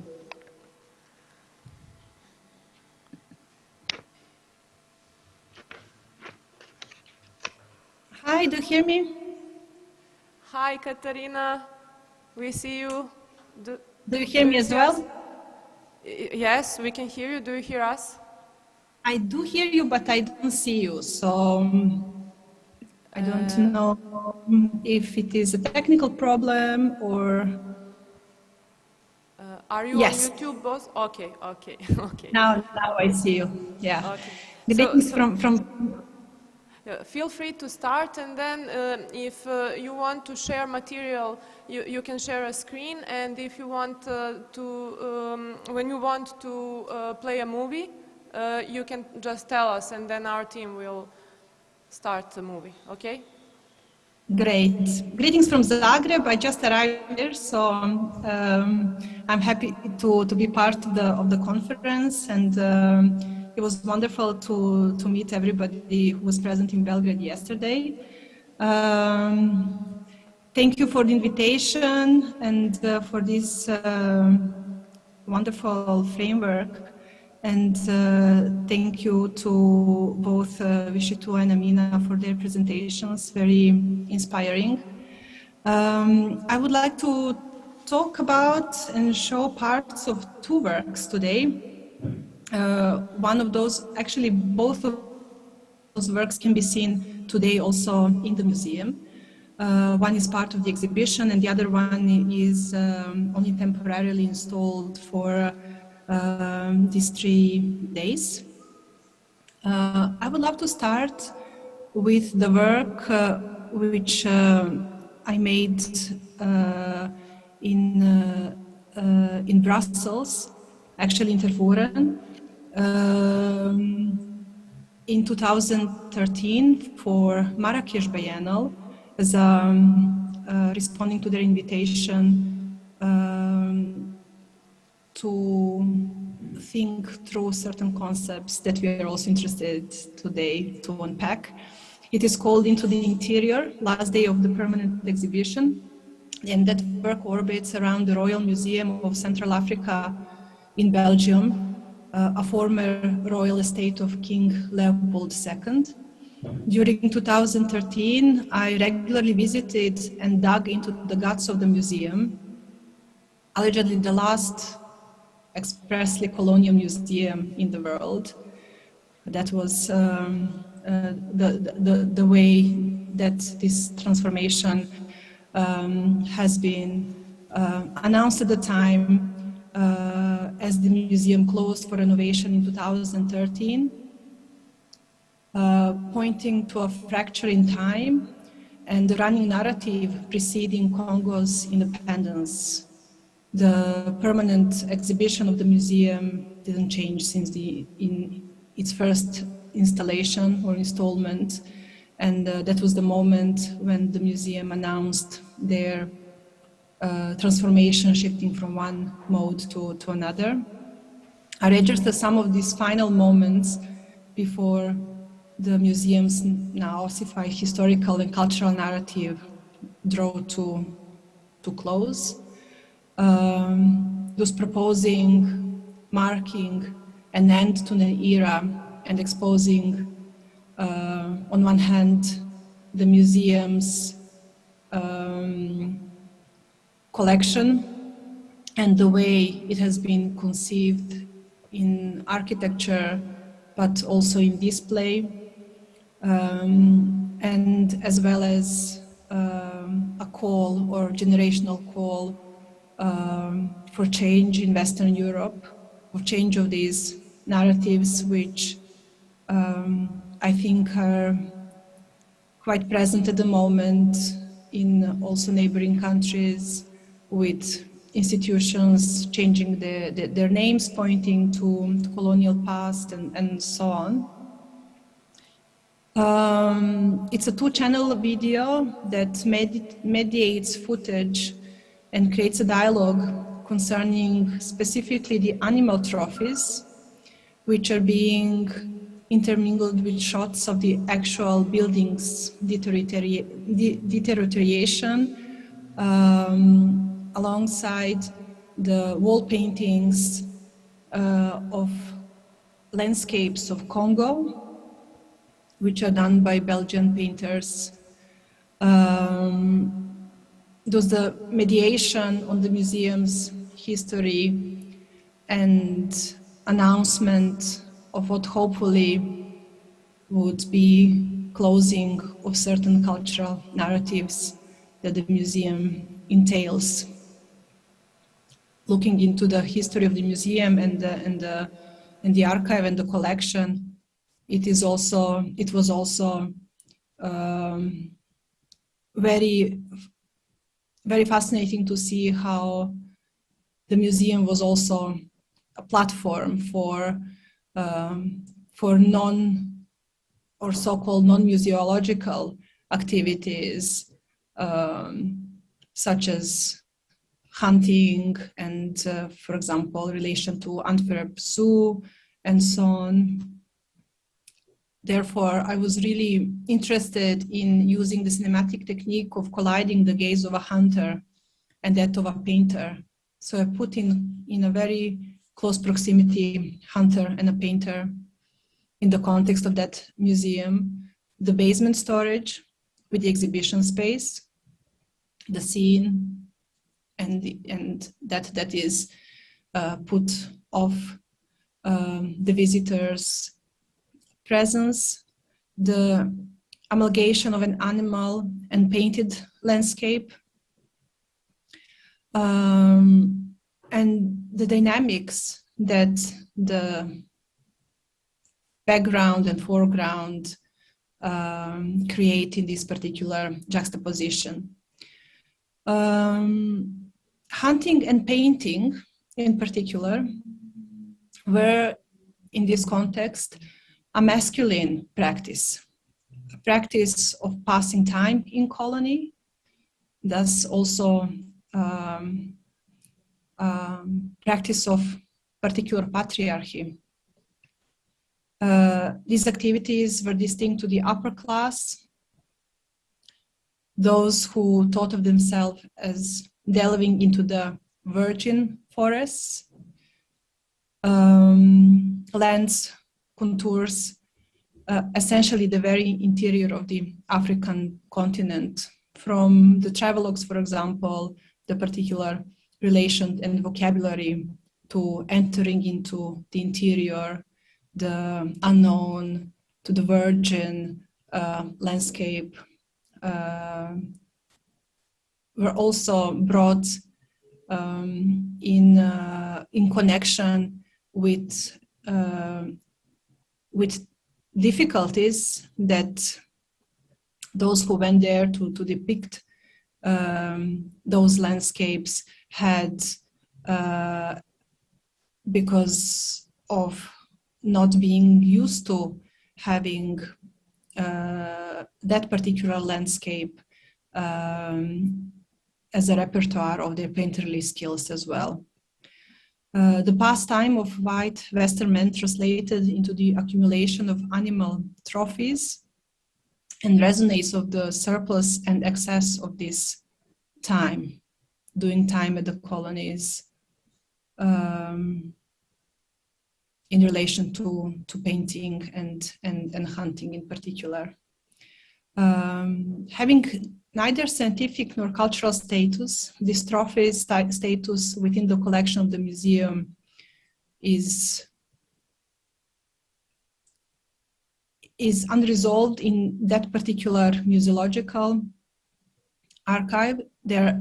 It's evidence of violence and colonial extractivism, which contributes to very particular world making, to very particular science fiction in which we live today, or the science fiction that we inherited today, which concerns formation of race, gender as well. Thus I followed these few last days, the last period of the museum, just before the museum closed their doors for this particular change of the setup. I'm happy to talk more about it. I would like to now show, if you can play excerpt from that work, and then I will continue with my presentation. We will play. Thank you. Thank you. Second one.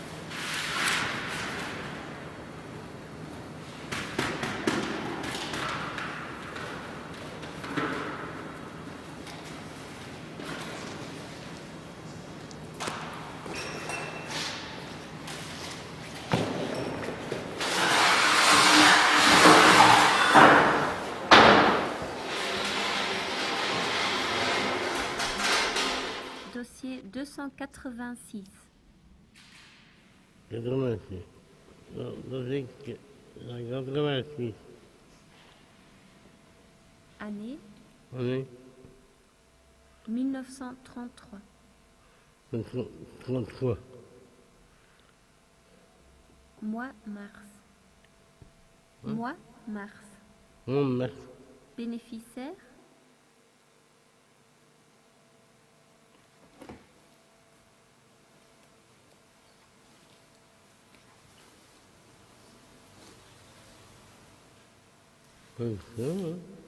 Ryan. Ryan. Amérique. Amérique. Musée New York. Musée New York. Animaux demandés. Animaux demandés. Un okapi. Un capi. Suite donnée. Suite donnée. Accordé. Accordé. Résultat inconnu. Ouais, inconnu.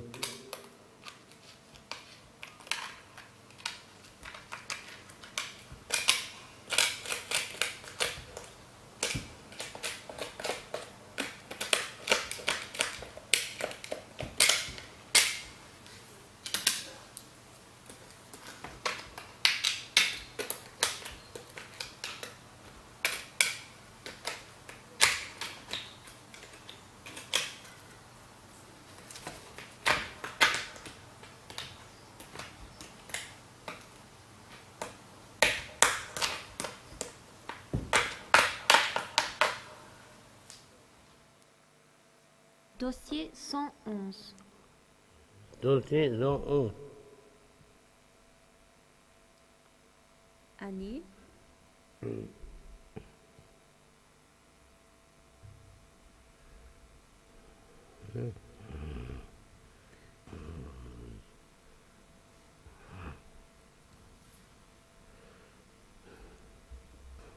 Malade.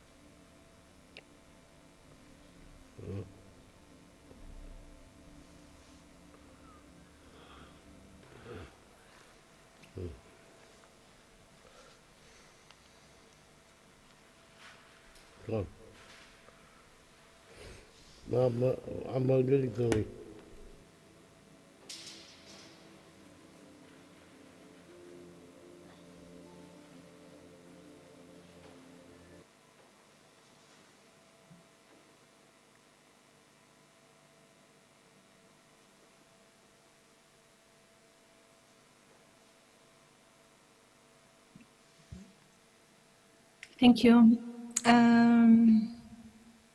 I will now move to the second work, but before I move to the actual work, I would like to share a few images that created part of the research, and it is context in which the second work, My Lifetime Malaika, appears in. I will share my screen now for a few seconds to show you a few images.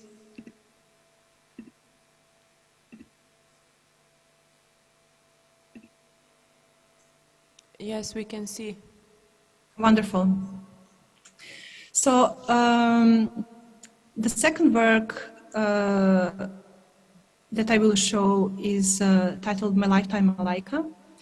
It's a work that I made in Ghana as a part of exchange between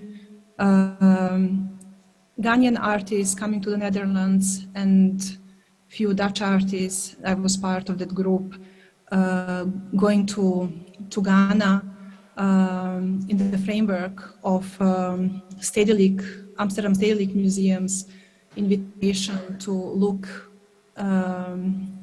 more closely into Dutch colonial past in respect to its former colonies. Ghana was at some point a Dutch colony, although it gained independence from the British in 1957.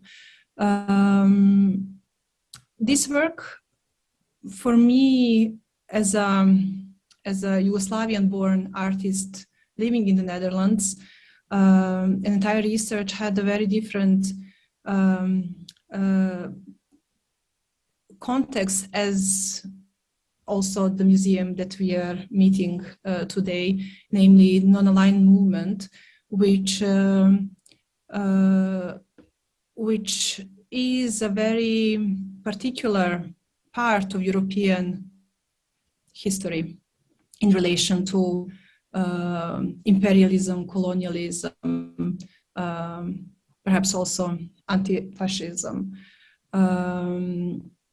the work itself, My Lifetime Malaika, which is also shown at the moment in the museum, features Ghana's National Symphony Orchestra, recorded in the National Theatre in Accra, in which the performers are performing Malaika, originally a cheerful, empowering post-colonial composition that was famously performed by many musicians like Miriam Makeba, Boney M, and many, many others. And the orchestra originates from the late 50s, when Ghana, under the leadership of Kwame Nkrumah, who was also one of the initiators of non-aligned movement, had become independent from the British rule. Nkrumah's government introduced new cultural structures in order to establish and enforce national shift from colonial rule to an independent country, which related to the ideas of the middle course in accordance with the states or in the developing world.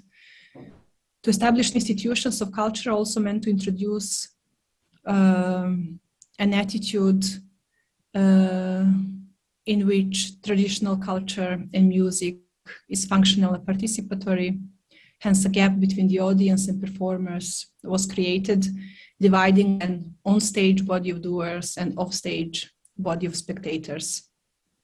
This particular reorganization of spatial and behavioral conditioning suggested the formation of a new citizen of that new state who also participates, but also takes a productive distance to music in this case, or to culture, and therefore changes or challenges given traditional or traditionally understood applications and functions of music and its presence in the public domain. Kwame Nkrumah, somebody is being part of that political and cultural legacy, is the founder of that orchestra as the very first attempt to form or to establish or to formalize this newly independent country, and he did it in such a way that next to the National Music Orchestra that we will see, he also made possible for National Museum to be formed. And what we now see on the screen are actually these drawings, the suggestions how this museum should look like. He brought from Israel music teacher to work with the musicians, and he commissioned an Italian architect to design the museum. So we see here the designs of the museum. And all materials for the museum were purchased. Nevertheless, the museum was not finished. It was not entirely built, and it has to do with him leaving the position of power, and basically all the materials for this museum disappeared.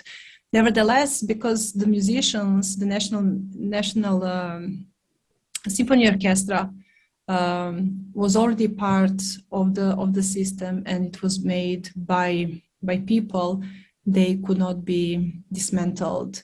So the orchestra still exists, or it still existed when I worked with them. So I just show a few more images, and then yeah, and let me see.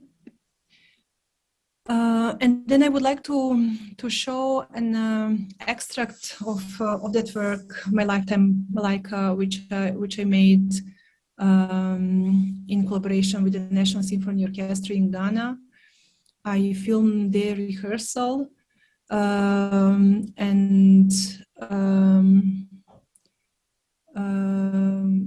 the process was spread over several days, and it was made in close dialogue with the members of the orchestra. So let's see it, and then we talk more. Can you play the second file?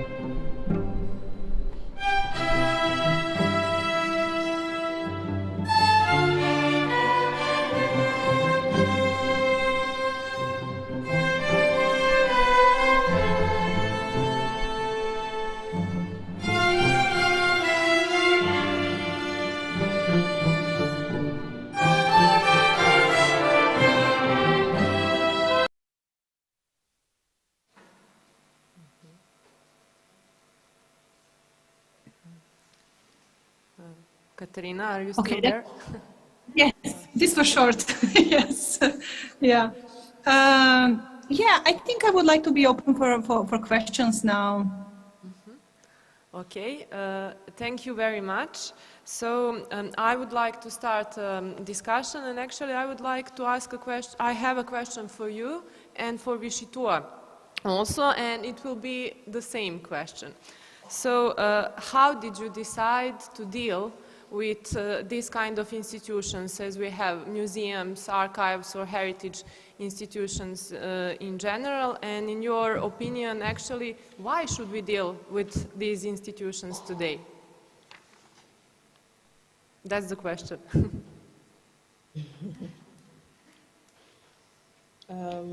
Should I start, or do you want to start, Katarina? Sure, you can start. I will follow. Thank you. Okay. How did I decide to deal with these legacies and why we should deal with it? I think, okay, I'll start with the last one, because I think it's kind of like our collective burden, you know? It's our history. It's important for us to come to terms with it and reckon with it.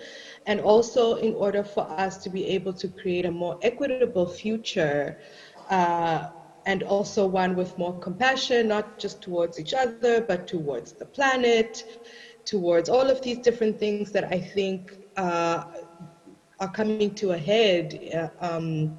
In order for us to be able to deal with it, I think we have to kind of be able to go back and kind of like learn from our mistakes, you know, as a collective. And then for me, I think why how I kind of dealt with it is in kind of, especially with archives and also with these photographic subjects that are quote unquote anonymous and have been dehumanized and stripped of their identity and also their possessions and lands and all of that. For me, my approach was to kind of create that intimacy with them, you know, and see myself in relation to them and see myself connected to them, and understanding that their story is also my story. But I think like in this particular project, it was a little bit, you know, a bit easier to do that because this was specifically dealing with Namibian history, Namibian people. So that was just kind of one way in this process that I was able to kind of do that. But I think really for me, it's always just kind of approaching things from a perspective of care and love and compassion. And it doesn't matter whose story it is or which archive it is, but just to keep this in mind that you have to treat people as humans first before anything else. And so, yeah, that's my approach. Thank you very much. Katarina? I'm very much in line with that. I think for me also, as I'm speaking from the kitchen of the Museum of Contemporary Art here in Zagreb, also working with collection as a part of my upcoming exhibition. For me, there is something so crucial in what I consider to be a generational call.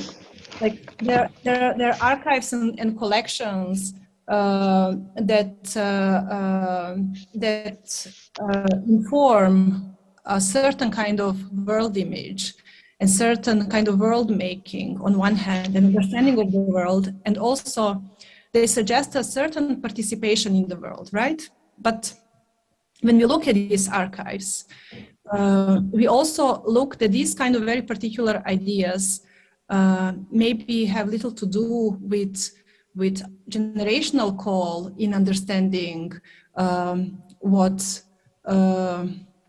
what gender is, what race is, or what the world is basically, because I think very quickly we understand that we are living in a very constructed science fiction in which all of these categories are actually obsolete, and there is, I think, that kind of generational call that we need to interact with our own temporality, with our own participation in the world, to interact, to dismantle these narratives which are unethical, which are basically unsustainable, and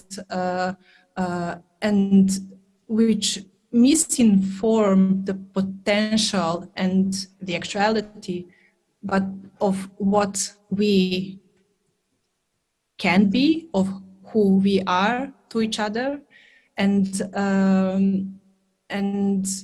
taking for granted certain images, notions, histories is something that I think goes directly against our generational understanding of historical inheritance, right? We have inherited something, but I think that it's our task to interact with that particular inheritance, not as a way to affirm it, to affirm these narratives, which are not contributing to participating and creating a world that we imagine, or that we are working towards, to change it, to make it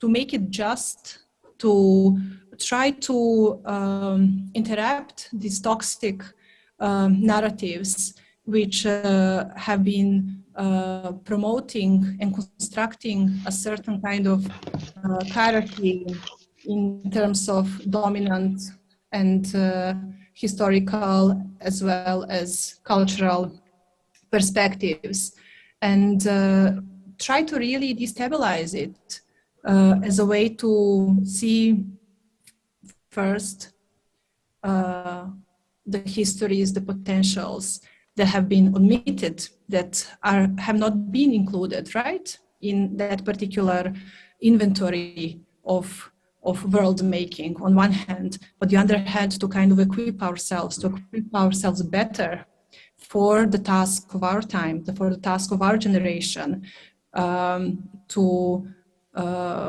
situate ourselves as subjects, as makers today.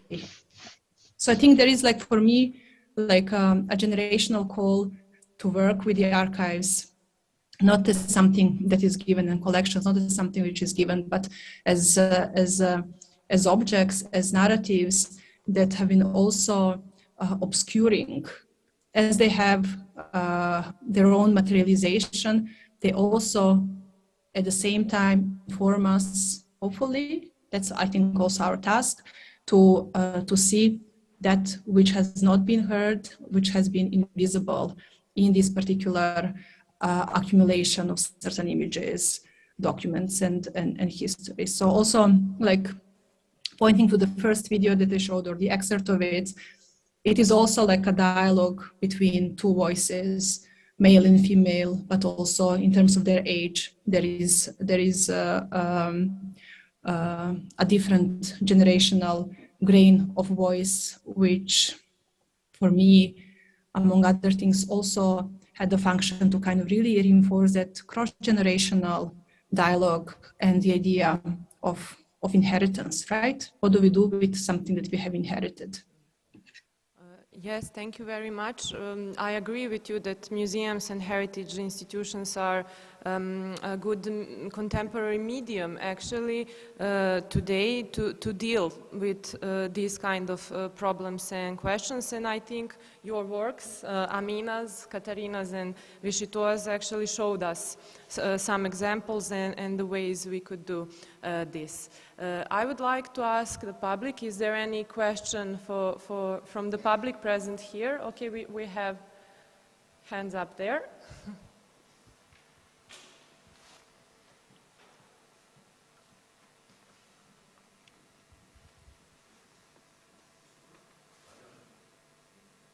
Okay, can we hear each other? Yeah.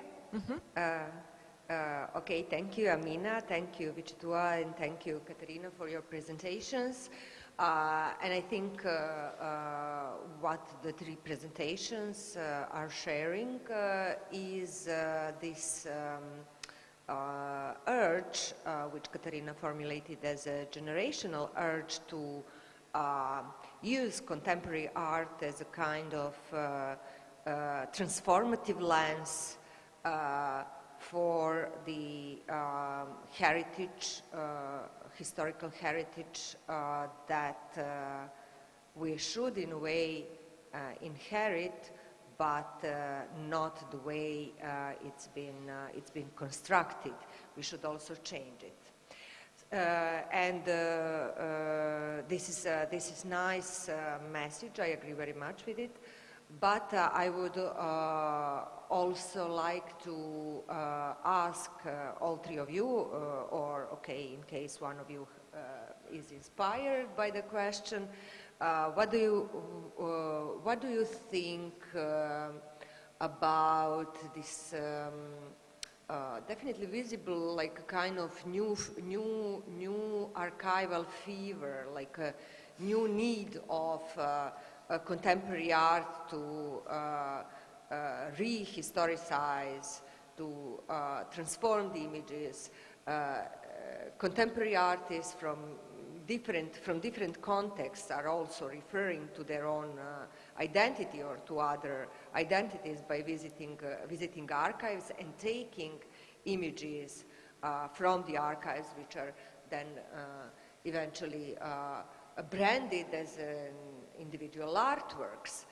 So this process is also not 100% innocent as an operation.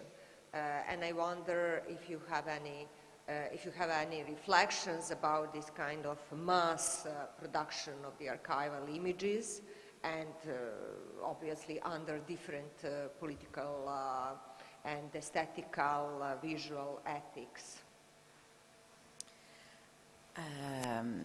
I would like to start to respond to that question. I think there is a present crisis.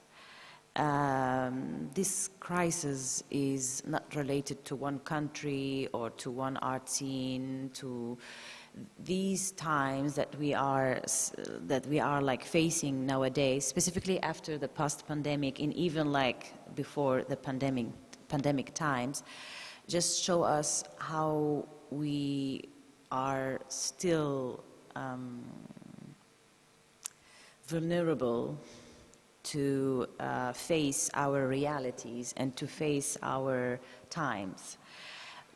I think we have to face the consequences of what we are living nowadays in the present time through the way that we should question our past and through the notion of how we should build our future.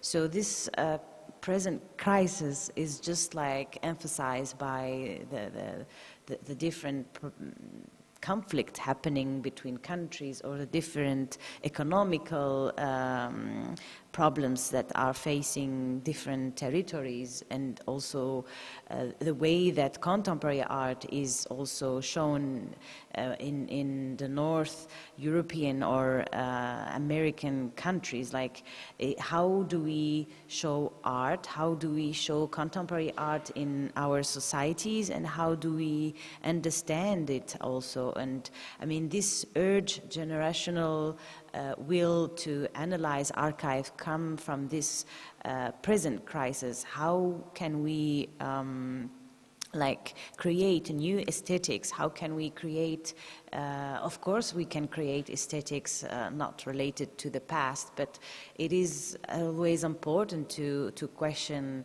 our history and our societies, and this is somehow like a very political question, because it get involved our responsibilities, and it get involved also in terms of philosophical questions, different ways to underline social, cultural and political issues that we are facing in our respective countries.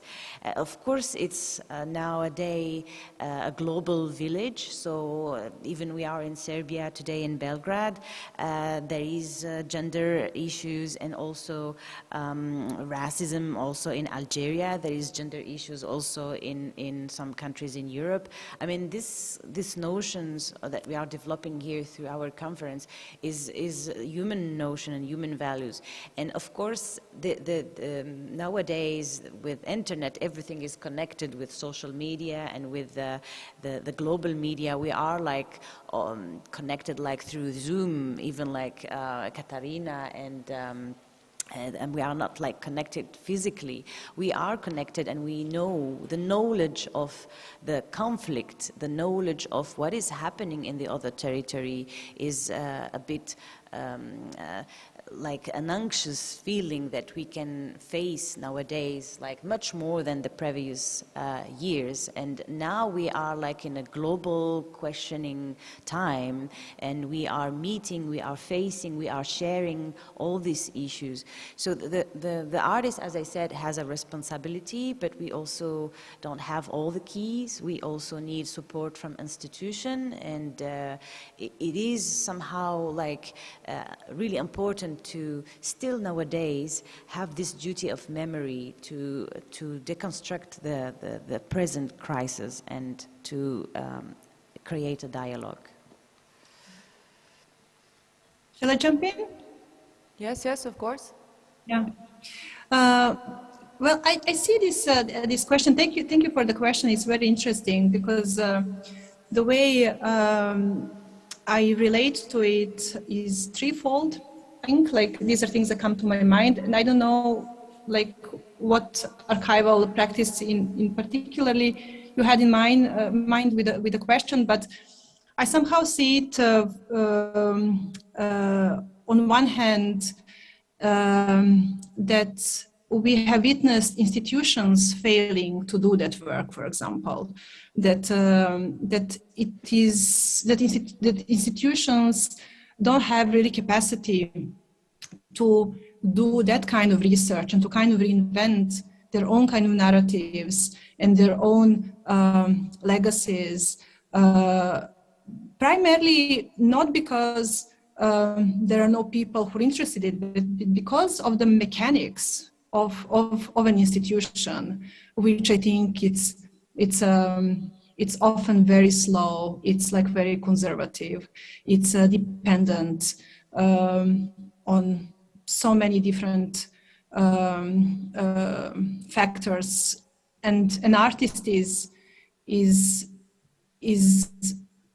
less dependent and it's quicker and it's faster and is actually has an access to very different blocks, pockets of knowledge, and I think has a capacity to think through, connect, not only with one framework in mind, but with many. And I speak this maybe from my own experience, not with this work, but with the work that I did with Katarina and Dore Hoyer.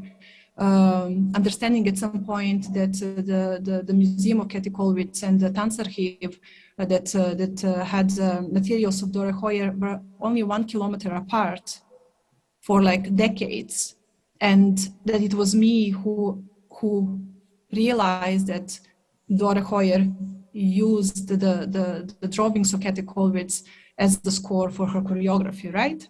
And really the question came, how is it possible that the institutions could not make that link between two makers, an artist and the choreographer, tangible?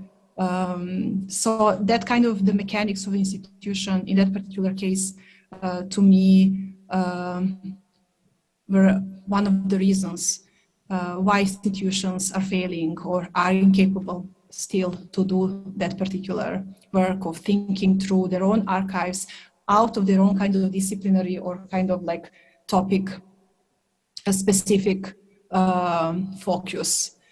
Then another kind of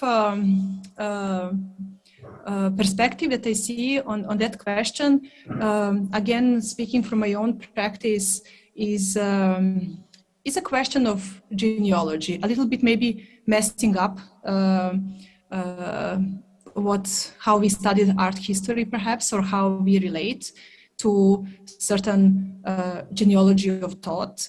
And for me, interacting with and creating certain kind of cross-generational dialogues and opening certain or looking at certain artists from particular collections, it has to do, in my case, also in creating and making my own genealogy, artistic genealogy, tangible. So, for example, now I already mentioned I work with Katarina and Dore Hoyer. Now in Zagreb, I'm working with collection of Nasta Rojic. And as an artist, for me, there is something about making in parallel that particular genealogy that grounds my own making and thinking, which is to be found in a non-linear understanding of art history. Also, I would say like learning art history from Janssen, also very much like non-male art history as well. So in a sense, kind of rewriting and putting the idea forward what an art history or what that particular question of genealogy means for contemporary practice. And then there is like a third layer that I can imagine in this question, which is the aesthetics. I think that idea of artistic research produced. I think like this kind of practice of artistic research came very much with the practice of dealing with archives and showing archives and presenting archives. And I think that field, at least I am in it as I'm teaching on a master program of artistic research. I'm kind of like positive, and the way we do it is like really to think about artistic research as something which is material and not only situated in academic context, and not only like reflective and analytical, but actually also speculative and material. So this is how I could respond to the question. Thank you again for inspiring question. Thank you. Yeah, I just want to jump in quickly also. Yeah, I think it's a really inspiring and also important question. And I can relate to both what Katarina and Amina said about this. And I think this is also like, on one hand, I think through art, you know, there are different kinds of potentials there, but I think it's also something that can be approached from multiple factors within society, like even within the education system or something. It's kind of a multifaceted layer where art can only go so far. And then especially also without the support of institutions, for example, there are also certain limitations there. And then also the institutions themselves, you know, if they are willing to also kind of actually do that deep dive reflective work on, you know, the kinds of ideologies or things that they carry within themselves, you know, and this isn't always like an easy thing to do. Because it also means coming to terms with certain truths, you know, that are sometimes hard to face.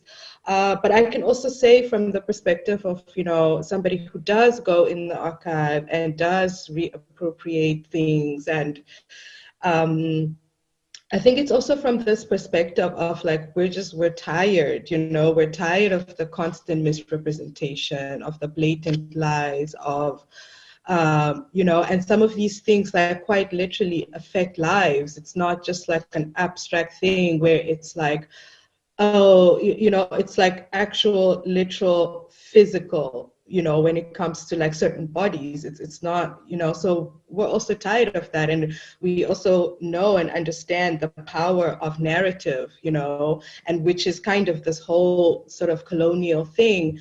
It was one big constructed narrative. And so it's like, yeah, take it down, you know what I mean? And on one hand, I also think, and this is just me kind of being radical in some regards, of course, but also this idea of like, okay, why is the burden of like the responsibility of like, you know, being careful and being this and being delicate with certain things placed on us when that wasn't even done when things were taken or documented in the first place, you know? Yeah, and I'm not in this sort of like burn the archive kind of thought, you know, but there is a part of me that kind of also can understand and relate to that to that impulse, let me say, because at the end of the day, it's all one big construction, and it quite literally affects, you know, the safety and well-being of people, and so it has to change. And if the institutions are not doing it, then, you know, people are going to do it however they are able to, or whatever access they're able to get. So, yeah. Thank you very much, Vitjitua. For the end, we had another question from the public, right? Okay, thank you. Thank you all for this wonderful presentation and points to the archive and problems with dealing with archives in different ways. I would like just somehow to relate what Vitjitua said about the dealing with archive documentation and the way how we are somehow wasting a lot of time dealing with this and somehow reproducing all the time the critically or not critically, more or less the same content. And I would like to bring into this discussion the François Verge argumentation and thesis, who said that the colonization of the Western Museum is not possible, and that also dealing with the archives, which have a problem, actually are established through relation between collect and colonialism in a critical way, means also kind of neoliberal commodification of critique. And on the other side, we should also mention these independence memorial museums, which are more or less also built through same mechanism, at least patriarchal one, and dealing with national kind of, or very often also nationalist way of constructing. So she also suggested this museum without object, without archives, to create these anti-colonial museums from this absence. And I'm wondering what you think about this possibility to think museum after museum, or, you know, in someone mentioned also this in post-museum kind of practices. Thank you.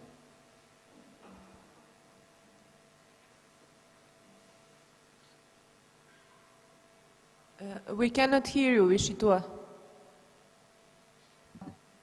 Oh, sorry. Can you hear me now? Now we can hear you. Okay. Okay, sorry, I was muted.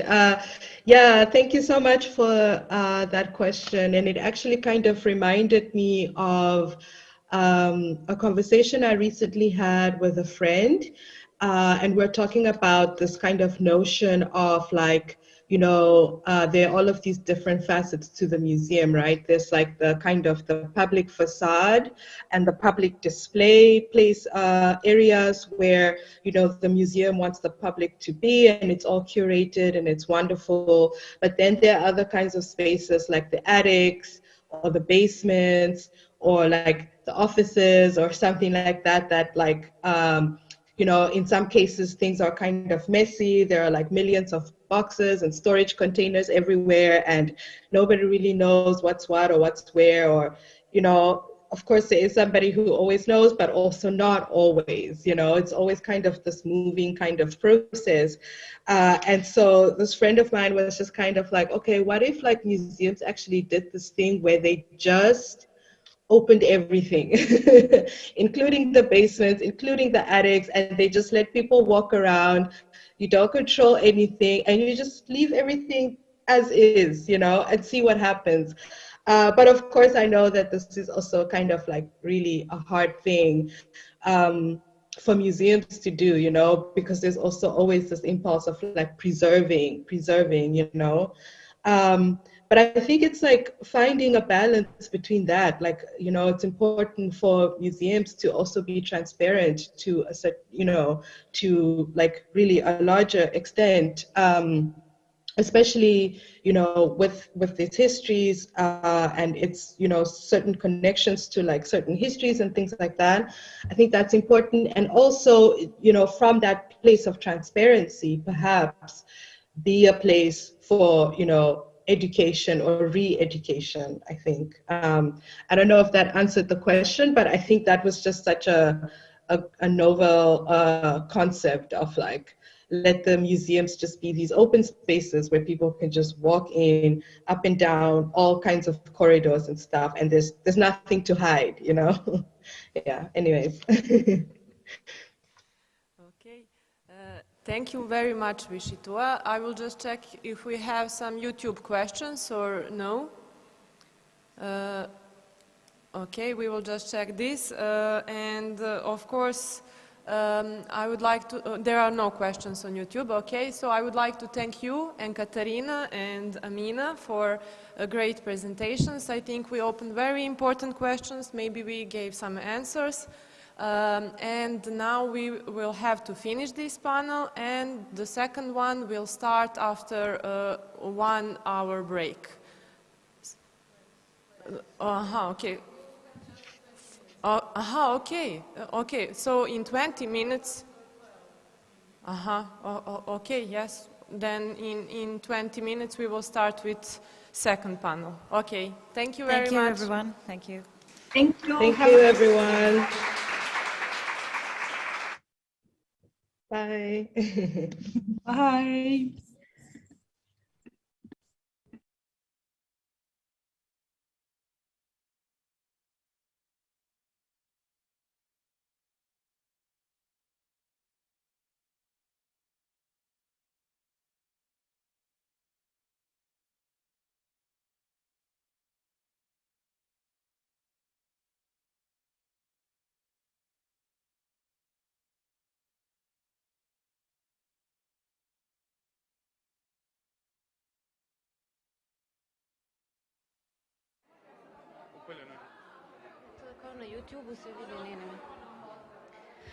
Hello everybody, just one information organization-wise. So we'll have a break, let's say 50 minutes, not 20 minutes, 50 minutes.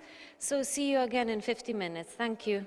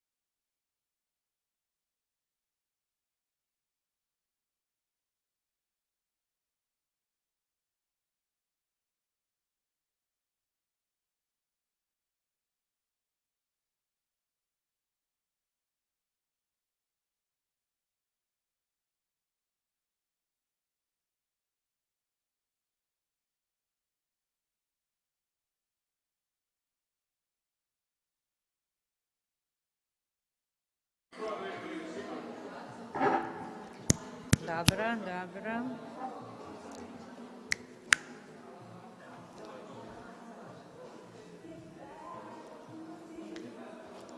So can we start now? Može? So we are continuing today's program, and I apologize for sitting this far off the center of the stage, but it is easier for me to see the screen, so I apologize. I'm delighted to greet today three speakers within the panel. Koštana Banović, Elizabeth Asafo-Adjei, and Dubravka Sekulić, three phenomenal speakers today, after also phenomenal panel that we heard this morning.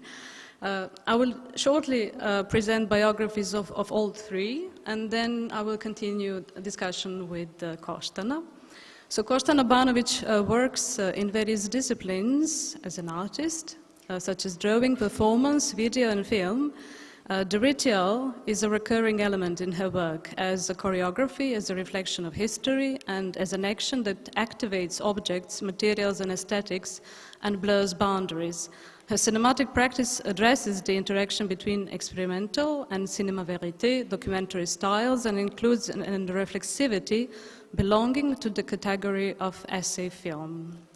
Today we will be seeing part of Koštana's film that is also part of the current exhibition in Anticolonial Museum, but she will say a little bit more about it. And let me present also, it is my great pleasure to introduce Elizabeth Asafo-Adjei from Ghana, from Accra. She studied painting in Kwame Nkrumah University of Science and Technology in Kumasi before turning to curatorial practice.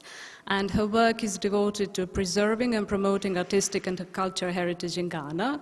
She works as a curator at the National Museum, Ghana Museums and Monuments Board in Accra. Asafo-Adjei's Master of Fine Arts is with specialization in curatorial research, resulted in her exhibition Unsettling the Dust in 2021 at the Museum of Science and Technology in Accra. And Dubravka Sekulić, my dear friend and colleague, is an architect, a theorist, and educator. Her research explores transformations of contemporary cities and the nexus between the production of space, laws, and economy. She holds a PhD from GTA, the Institute for History and Theory of Architecture in Zurich, on the relationship between the Yugoslav construction industry and the non-aligned movement. You will be able to hear a lot more from them, but at this point I will ask, actually, Koštana, shall we start with seeing part of your film that we are presenting here at the exhibition at Anticolonial Museum? Yes, that would be good. Thank you.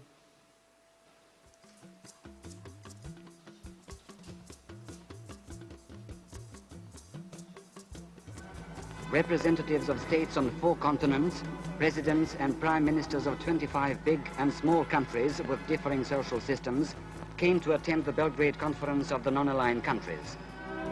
The delegates, assembled in the conference hall, decided that in the present situation they should give their immediate attention to the following questions: the general situation in the world, the establishment and strengthening of international peace and security, respect for the right of nations to self-determination, the struggle against imperialism and the liquidation of colonialism and neocolonialism, respect for the sovereignty and territorial integrity of states and non-interference in their internal affairs, racial discrimination and the policy of apartheid, general and complete disarmament, the banning of nuclear experiments, and the maintenance of military bases on foreign territory, peaceful coexistence among states with different social systems, the role and structure of the United Nations and the application of its resolutions, unequal economic development, the improvement of international economic and technical cooperation, and a number of other questions.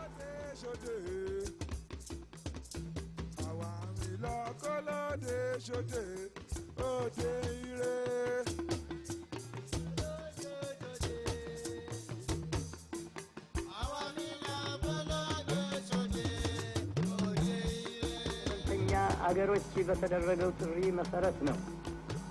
ስለዚህ ሁሉ አስቀድሞ ስራችንን ከመጀመራችን በፊት ገለልተኛ ምን ማለት እንደሆነ For 5 days, the heads of state and government of countries in Europe, Asia, Africa, and Latin America took their turn at the rostrum. Policy is not a policy of seeking for a neutral position in case of war.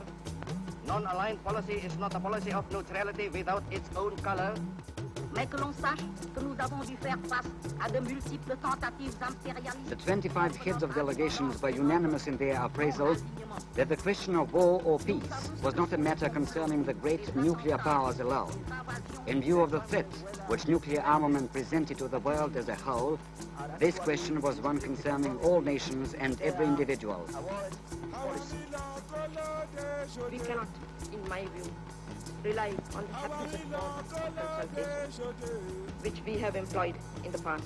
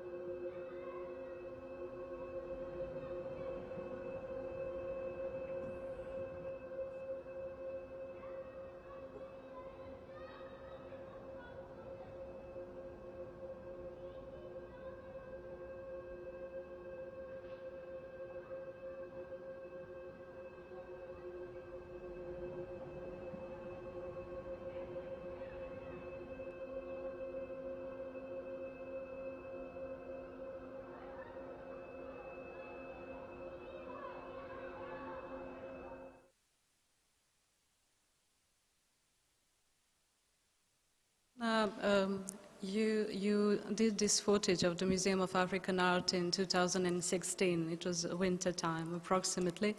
And now we have seen really different spaces of the museum. And I'm interested, because this is something we actually had mentioned at the previous panel, this kind of approachability, accessibility of a museum as an institution of these spaces that we can see and these spaces that are behind the scenes. And how was your artistic approach to this?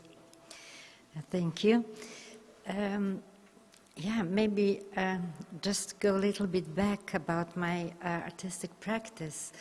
I was born in former Yugoslavia, in Bosnia and Herzegovina, and then I moved to the Netherlands, where I studied at the Art Academy. And being in that kind of society, which is somehow torn of rituals, like very, very poor in rituals, I had really like an urge to search for these rituals, and little by little, of course, I came closer to other countries, to other cultures. And being a migrant myself, I was very much interested how the others go on with their cultures. And then I was invited to artist residencies in Senegal and in Cuba, in Angola, in the Caribbean, and then I came in contact with, in fact, African culture or the culture of Africans which were enslaved and brought to a new world. And by doing that, my work came very close to ethnology and to anthropology, and then I, of course, then started also to research theory about that. And visiting ethnological museums, I was so surprised that as an institution, but also as a house, as a body, like having a head, having a kind of heart and belly where things are happening, and also having something which we don't see, some kind of underground. So I'm very happy still nowadays that the direction of the museum and Emilia, they allowed me also to sneak into other places which are in fact not that open for public. So this was my idea. That's why this printing or how do you call that, Xerox machine. And I wanted to show you also this part of the museum which you probably never seen. This is an attic. And when I entered the attic, it was really such a wonderful experience because I saw kind of installations or potentiality to the installations, potentiality to a new thought. And it was such a beautiful coincidence, like through the windows you could see the snow, inside you could see like Africa. The walls which were not finished, which were still in kind of paint and reparations, if you look at them really, they look like abstract paintings. And the things were like some objects were in the boxes, so everything was in a kind of preparation, like a very rich and potential place, like for something else, for new ideas. So yeah, I was very much inspired by that. And then after that, I of course also discovered that there was another place, kind of which I call the basement, and that is a depot of the objects, and I was also allowed to sneak into the depot. So we will also see later just the 2 minutes of these, which I filmed in the depot.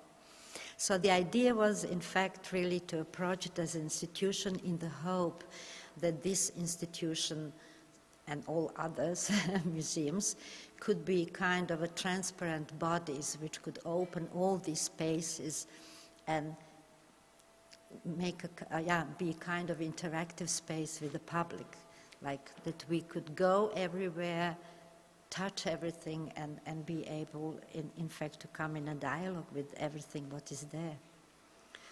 You have also used certain footage, sound footage in the movie, and I'm interested if you can explain what you have used in the first part of the film, because we can actually see the permanent display of the museum, but you have a clear reference to the time of the non-aligned.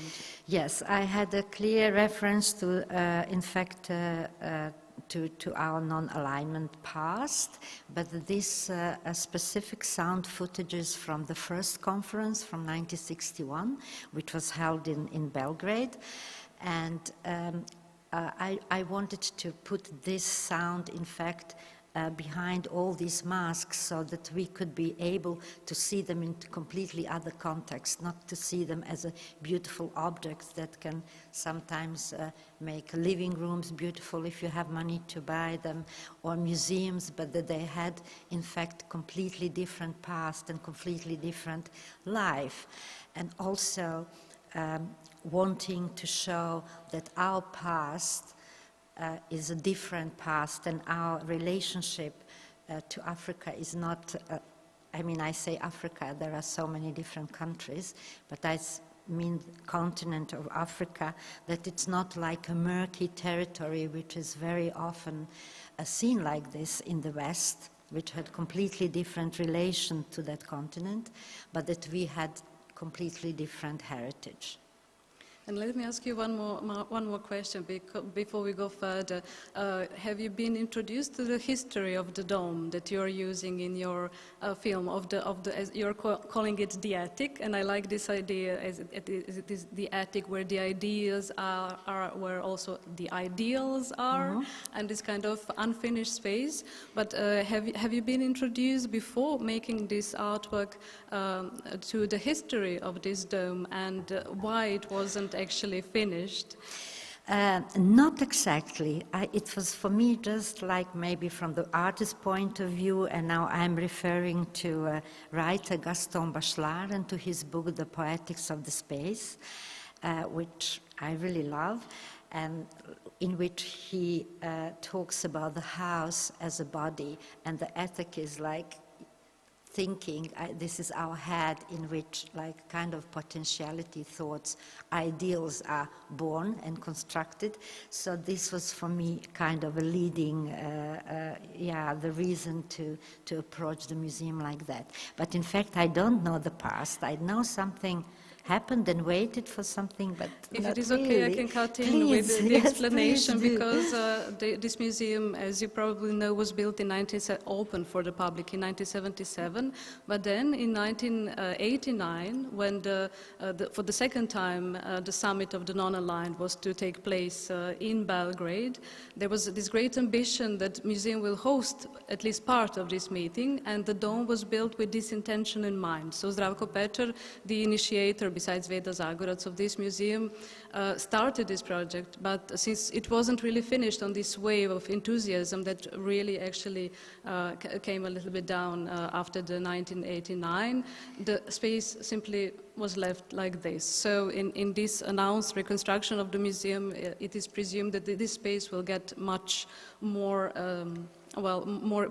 definitely more important role, because, as you said, it is a fantastic space. So I suggest that we go on with the movie, if you like, so that we see the yes, I would just like to add something about the attic and that coincidence at that moment of time that I was inside. It was winter and the snow on the branches, and then during I was filming, suddenly, I think there is a school very close to here, and then suddenly the children were left in the yard, and then you heard those beautiful children voices, and I thought, this is so incredible. Like sometimes in your life, even, when you have plans and if you choreograph everything perfectly, things don't happen like that. But sometimes you really have such a luck that everything falls nicely into place. So these children's sound, voices and laughs, there's also something like, like a future, something that will Thank you for made. this. Thank you. So shall we continue with the film? Yes, the last 2 minutes. Yes, just to introduce. So this is the last 2 minutes, and it's then the third space, which is in fact depot of the museum. Is it called depot? Yes. Storage. Storage.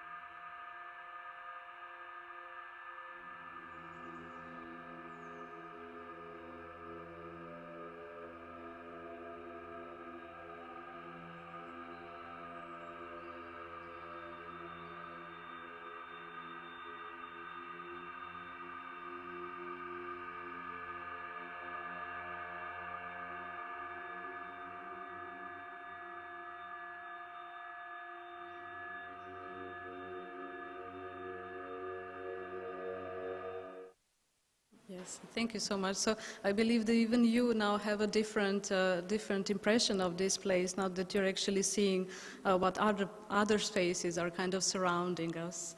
So I propose that we go further with our presentations and actually to come back to questions if you're okay with this after our next presentation, which is supposed to be from Elizabeth Asafo-Adjei. So I just have to check with the tech if everything is okay with the line.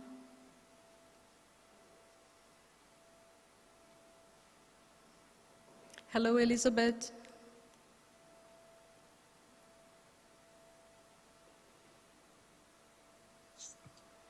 Yes, hello. Hello, nice to hear from you. Likewise. Let me ask you something, Elizabeth. Are you able to share your screen at this point so that we can actually continue with your presentation straight away? Just play what you have now. I'm having a problem with my screen at the moment. Ah, I see. We do have a backup of the previous talk that we had with you.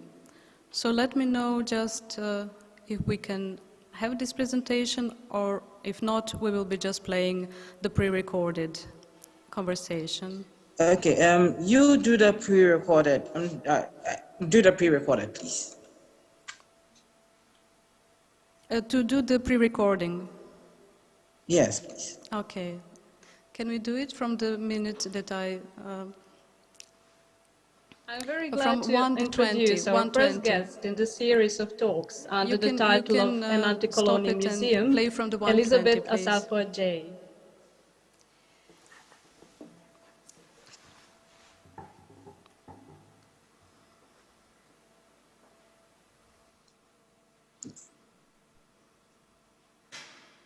Thank you, Anna. I'm glad to be here in the first place for us to have a short introduction into post-colonial era, what happened after the post-colonial era. So with my exhibition, I actually concentrated on the artist Kofi Antubam, and the exhibition that I actually worked on was on settling the dust. That is the title of the exhibition. Unsettling the Dust had to do with displaying works of Kofi Antubam, and the works came in various forms because it's difficult to find much of his works in the museum and around. People actually keep his works close to themselves. So it's difficult to get a whole bunch together for you to read. But through my research and going through the collections of the National Museum, I came across some iconic paintings. We had some panels and door panels. Then we had some in the round sculpture pieces. And also at the same time, we had some rare stamps also by Kofi Antubam. Then, apart from that, I also had photographs of Kofi Antubam and some of the works that he did. And also did some few video clips and some works of some of his works. So we're actually going to have a limited documentation of what the artist has actually worked on. And these works that I have actually described span between 1950s and the early 1960s, because he passed away early part of 1960, that is exactly 1964. So the exhibition looked at the re-imaging of the identity of Ghana when Ghana became Ghana, because we're Gold Coast before it became Ghana.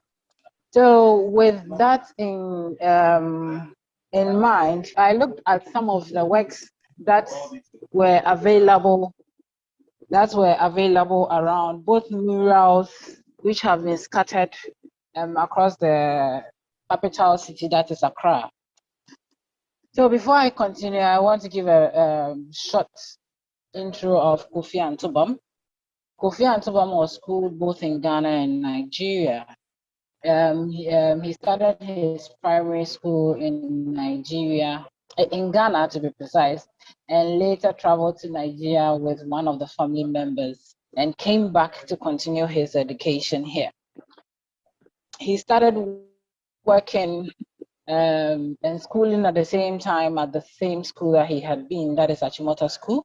And his works came in different styles and different forms. He never actually was very selective with the materials that he used. He could work with any material. So depending on what he wanted to communicate, he picked the material and the style he wanted to use to work on the image or the painting of the sculpture piece that he wanted to do. Most of his works were also commissioned, and not only in Ghana, but also outside Ghana. So he had various exhibitions in various parts of the world, and normally it's around it's more of the Western Bloc than the Eastern Bloc, where because of during that time when all these things started, we were still under colonial rule. So you had to watch where you were moving and how you move. So with all this that he was doing, he was noticed by the first president of Ghana, that is Kwame Nkrumah. Nkrumah invited Kofi Antobam. That was when he was elected in 1948, after the first election, that actually saw him to be the prime minister of Ghana. So during that period, he had that ideology of giving the new nation its own identity. So he started looking at colleagues, friends, and other people who could help with restructuring the identity of Ghana because of the colonial influence that had happened. So looking at that part, he decided to contact Kofi Antobam, who had much to do with arts. And we know how arts also influence people, because the way we dress, the way we talk, how we present things are all artistically inclined. And that was something he needed to reshape the ideologies of people about having your own identity when meeting your independence, that is in terms of Ghana. So Antobam was invited, and he became one of the members at the state protocol, who is seen now as a set of family sculptures that he made for the National Museum. He had an exhibition, and the National Museum purchased these works from the collection that was put up within the exhibition. So the first sculpture that you can see, the lady, is actually his wife. She's called Abba. Next to her is the son, who is called Kwabena. And the last one is his daughter, called Abna. He was a person who was very inclined to traditions, so he hardly gave foreign names to his children. So all the children that he gave birth to, 10 in number, all had local names. Normally is the day-born name plus an extra name that is given to the family.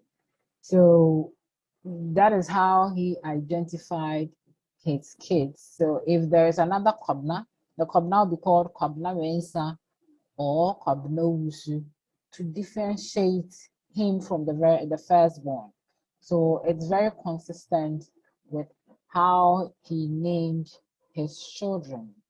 And if you look at how he presented his sculptural piece, it gives emotions. It tells you of what he wanted to communicate, how he felt about his family, And all these were something he actually paid particular attention to, including the details and how he crafted his works.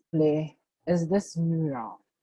And I know it's one popular mural that when you come to Ghana and you get into the vicinity of the high street, you're actually going to see this big mural there.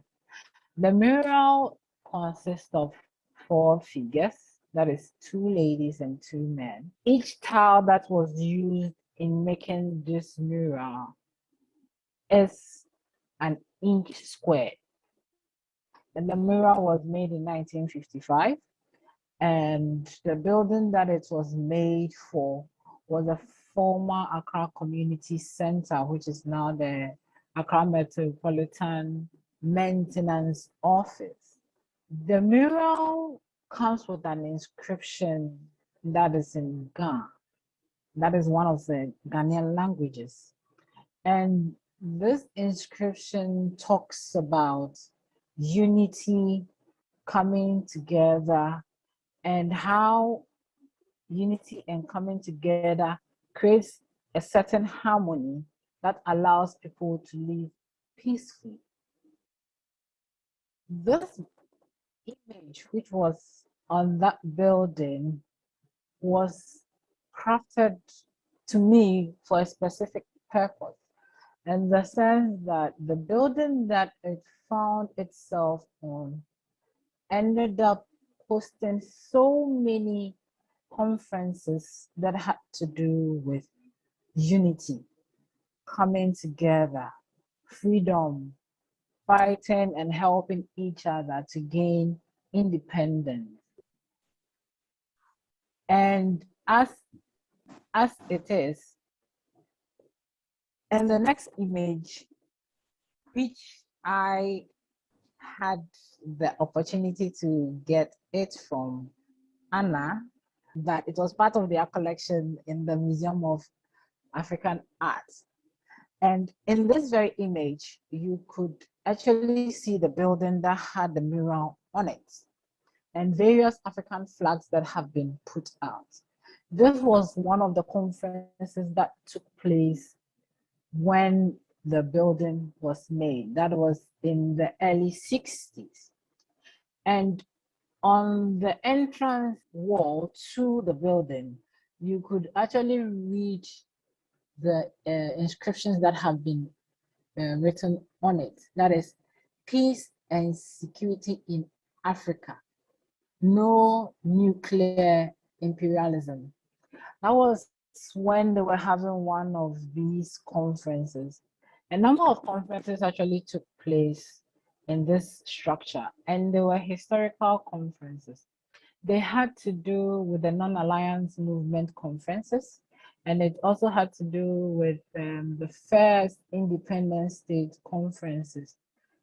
All these conferences were to structure and see how best they could help other nations, apart from themselves, as in other African nations, to gain independence from foreign influences, and also find themselves not either aligned to the Western Bloc or the Eastern Bloc, but they could flow to each and every bloc, no matter what their need may be. And it's one of the interesting images you would see. We have another one here that talks about the state of the building at the moment. That is the one on the left-hand side. Because after the conference, the various conferences, later in the 60s, mid-60s, the building was transformed to have turn into a center, to be precise. And that center was to train young people. So you can see Ghana Young Pioneer Center, Accra. This Young Pioneer had to do with getting young people together. There are some people who wanted to learn craftsmanship. There are others who also wanted to specialize in specific subjects, maybe in geography, mathematics, and all that. You go into this space, you register, and you become a part. Then you are taught by various teachers from different parts of the country, to be precise. So they come there and teach the students who find their way in there. Apart from that, the building also served as an entertainment center, because they had a big room, more of a theater, that could be used for various events and programs. And that one, they chose to have the first ever beauty pageant in Ghana over there. So you can see that this very structure, even though it was built on a historical ideology in terms of the liberalization, fine-tuning and restructuring the African ideologies and other things, you could also see that it also catered for the people in there, what they wanted to do, what they wanted to specialize in, the entertainment and all that came with it. The building had that embodiment to give out all that. And it's an interesting historical building, which I can't say whether it will be demarcated for demolition, but we are hoping it never happens, because it comes with a whole lot of history behind it. Beneath, you could see the area view. So we look at the gifts that were Kofi Annan gave out, and these brochures, the front pages of these brochures, were actually taken from one of my research centers when I went snooping around. So you can see I have two different front pages of the brochures. I have one that the gifts were presented to the people of Yugoslavia, and I have another one when Nkrumah visited Czechoslovakia, all in '61. So you could actually note that every time Nkrumah is going somewhere or someone is coming in, there was always something to be given out. And whatever is supposed to be given out comes with a pamphlet or a brochure. And this brochure gives you a whole idea of what is going on. So in the brochure, in one of the brochures that you will come across this very image, which is a stool. And a stool is one of the greatest symbols that you could be given when you come to Ghana for a visit. It's something to welcome you home and gives you a place in the community. So if you visit somebody and the person gives you a seat and gives you water, that means you are very welcomed, especially when you come to our part of the world, Africa and Ghana to be specific. So we have an Ndikra symbol that is sitting in the middle of the stool, which actually has the name Bakofwantna. That means one man does not live alone. So in other words, you can't live alone. You need somebody to live with. We need to live together and help each other to grow and prosper. So that was one of the things that was given in that. So this image is another image that also came on display. It was an exhibition that was held in New York by Kofi Annan. So the gentleman in the middle, should I say third from the right-hand side, is Kofi Annan. You can see him in his kente. Even though the color of the picture is black and white, you could see the interesting woven fabric that he's wearing, and it's very colorful for that matter. And these kente, as we call it here, was some of the things that went out to various diplomatic calls where they came in. He actually took his time to design them for them to be woven, and it was distributed to various diplomatic calls and various countries when they came down, depending on the team that is coming down. Each team has its own unique presentation, and they all differ from each and every country. He also had another exhibition at Legon, that is University of Ghana, and that in that very one, he was actually concentrating on the various portraits of various high-profile people in the country. So he had something of the last judge in Ghana, that is Sir Mac Wilson, to be precise, Justice Sir Mac Wilson, that is his name. He was the last Chief Justice for Ghana. Then you have the first one, which is David Baum. His name still rings a bell in the University of Ghana because at the moment, the main library over there is named after him because of what he was doing. He was an educationist, and he was a person who really didn't mind what color you wear or you will be, but if he wants to impact on you and you are ready to listen, he's ready to give all that he had. So these were some of the high-profile paintings that he did. Apart from that, in 1961, we have the first Founders Day. And the first Founders Day brought people from all over the world into the country. And most of the African leaders attended Achimota Secondary School or Achimota High School or Achimota College because it was one of the prestigious British schools you could have in the western part of Africa and Africa as a whole.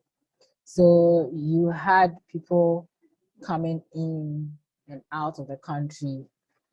Senghor visited the country for the Founders Day celebration, and he visited Kofi Antobam in his studio that is in the Achimota College.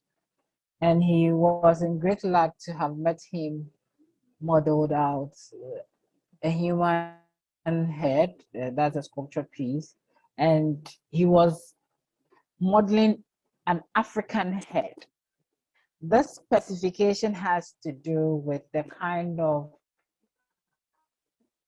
sculpture pieces Antobam sees. He was more interested in the features of the face of an African than somebody who was not an African. So when he was more, the nose of an African is different from the nose of a white person. In such an image, you put out an African nose. If you don't put out an African nose, you would have to start the work all over again. And that was one of the things that his students actually enjoyed about him. Though he gets furious when he sees those things, they find it very interesting because he asks them to look at themselves in mirrors. You look at your nose and you replicate your nose on the sculpture piece that you are doing. So it's some students who actually studied under him and painted. You wouldn't dare put a note. With all this, he being a sculptor and all that, he also sculpted other things that were very important to the Ghanaian community in Ghana as a whole. Ghana as a nation, after independence, we had a prime minister, that is Kwame Nkrumah. And after Ghana became a republic, we had a president, that is Kwame Nkrumah. So when Nkrumah was a prime minister, Antubam actually crafted a chair for him, which was a symbol of authority. After our republic, he crafted another chair, which was for the president. And the image you are seeing right now is the image of the presidential chair, which has been sectioned and has various symbols on it. The whole embodiment of the chair sitting there has to do with accountability, diligence, respect for the nation, respect for the citizens. And when it comes to the accountability, not to the governors, but to the people. And also bear in mind that the people are the ones who put you there. Even though we crown you as a head of state and we respect you in all capacity, you owe to us that respect and accountability. So each and every symbol over there put together, that's the definition. Yeah, I apologize for cutting this. It is fascinating, and I apologize also to Elizabeth and you because we also had some problems with taking the footage, but I actually wanted you to hear even the parts which are not perhaps as clear, especially the part where she's talking about how important for Kofi Antuban it was to actually have an African nose. And I think the way she actually expressed this really all-present sense of art, and the idea that art is not only related to a museum and not only related to the, let's say, a rather narrow field of art as we see it, but she's actually, in practice, she's doing what we were talking this morning and now. So she's actually talking about how Kofi Antuban see the art as an embodiment of a nation, and by the examples that she's giving rather a fantastic image of what this kind of culture, identity and recuperation in Ghana after decolonization meant. So I'm sorry I'm cutting this short. I tried just to summarize the rest of her talk because we are running out of time. So I would actually ask Elizabeth to stay with us till the end when we will have questions. And now if we can continue with Dubravka.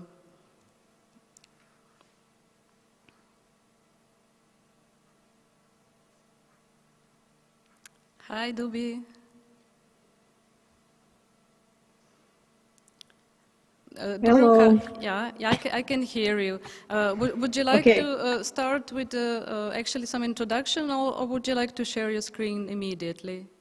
I actually don't have slides. Okay. I have realized that I'll do this annoying academic thing in which I just read.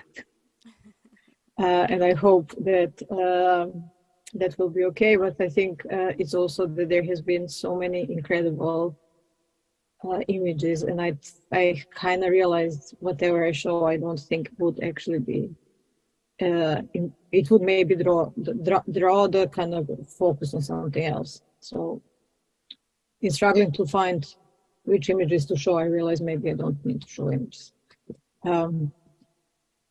So I would like to thank Anna Sladojević, Emilia Epstein, and Anna Knežević, and the museum for the invitation and for opening this space in the museum to talk about this important topic. I'm sad I can't be there with you in person and see the show, but I hope that I also have all this conversation that happened around the edges of the conferences. We know that most of the interesting things happen in the conference, around the conference, and not necessarily only on public stage. But I hope that I will be able to see the show at least before it closes. The previous presentations by Amina, Vitjitua, Katarina, Koštana, and Elizabeth really brought a lot of what I will address, and I think that they will also bring a lot of strategies and ways in which certain problems that I will be talking about can be addressed. And especially in the relationship of breaking the boundaries of institution, but also challenging the institution and the questions of what is actually institutionalized and what this process actually means. So I will start with a quote from one Yugoslav architect, which goes like this. Quote, and in the combination of the laws of functionality with the laws of aesthetics, combining elements of the local African exoticism with those of standard European culture. End of the point. These are the words that Yugoslav architect Dušan Milenković used to describe his villas he designed as part of the project Mulunguši Village, an accommodation complex built for Mulunguši Hall, where the third non-aligned movement summit was to take place and took place in 1970 in Lusaka, Zambia. Milenković was working as an architect for Energo Projekt, Yugoslav construction enterprise from Belgrade, and was a director of one of its joint venture architecture offices that existed in several countries of the continent. And at that time, he was a director of that design office in Lusaka for 5 years. Energo Projekt was not the only construction enterprise from Yugoslavia who worked intensely across non-aligned world using political alliances and economic alliances as well. But it was one of those companies whose work has mostly focused on this market, and in the course of its engagement with various African countries, it designed several conference halls that were used for either non-aligned movement or the organization of African Unity Summits in Lusaka, Kampala, Harare, therefore giving in a way to a certain degree a kind of spatial image of what the post-independence looked like in these countries. When the summit came back to Belgrade for the second time in 1989, the company was involved in projects of upgrade for Belgrade for the conference, and I think also partly involved in this extension of the museum that Anna was mentioning earlier in the conversation with Koštana. So while I won't be discussing Energo Projekt directly much further in my talk, I'm mentioning this at the beginning, both this quote and Energo Projekt, because this quote and in a way what I learned while researching and thinking about this company and as a lens of the relationship between Yugoslavia and the non-aligned world really helped me articulate some of the thinking around the questions of anti-colonialism in wider sense, but also kind of museum as a specific institution and institutional space and physical space that I kind of try to think with. And I think that especially these quotes captures well what is at stake when we talk about the importance of an anti-colonial museum, and that is undoing and unlearning the type of consciousness that leads to that someone who comes from a position of anti-fascist and non-aligned solidarity to work in a certain country still after a couple of years declares the local culture in Lusaka quote-unquote exotic and added flavor to the quote-unquote standard European culture. So it doesn't start to question the standard, what is the standard and what is the aspiration that one should have, and how this is also tightly connected to understanding of a museum, both as a physical space, but also as a technology of production of specific type of subjectivity. I think about an anti-colonial museum as an architect interested in possibility of solidarity across various forms of othering that were continuously produced and are continuously produced by what Olufemi Taiwo calls, quote-unquote, global racial empire, and towards collective co-liberation, interested both in past, present, and future. So let's go back to the words of Dušan Milenković. That quote bothered me. I wanted architects I was writing and thinking about to be different, to see them as those who have departed from the idea of the superiority of European culture and with that also European architecture, and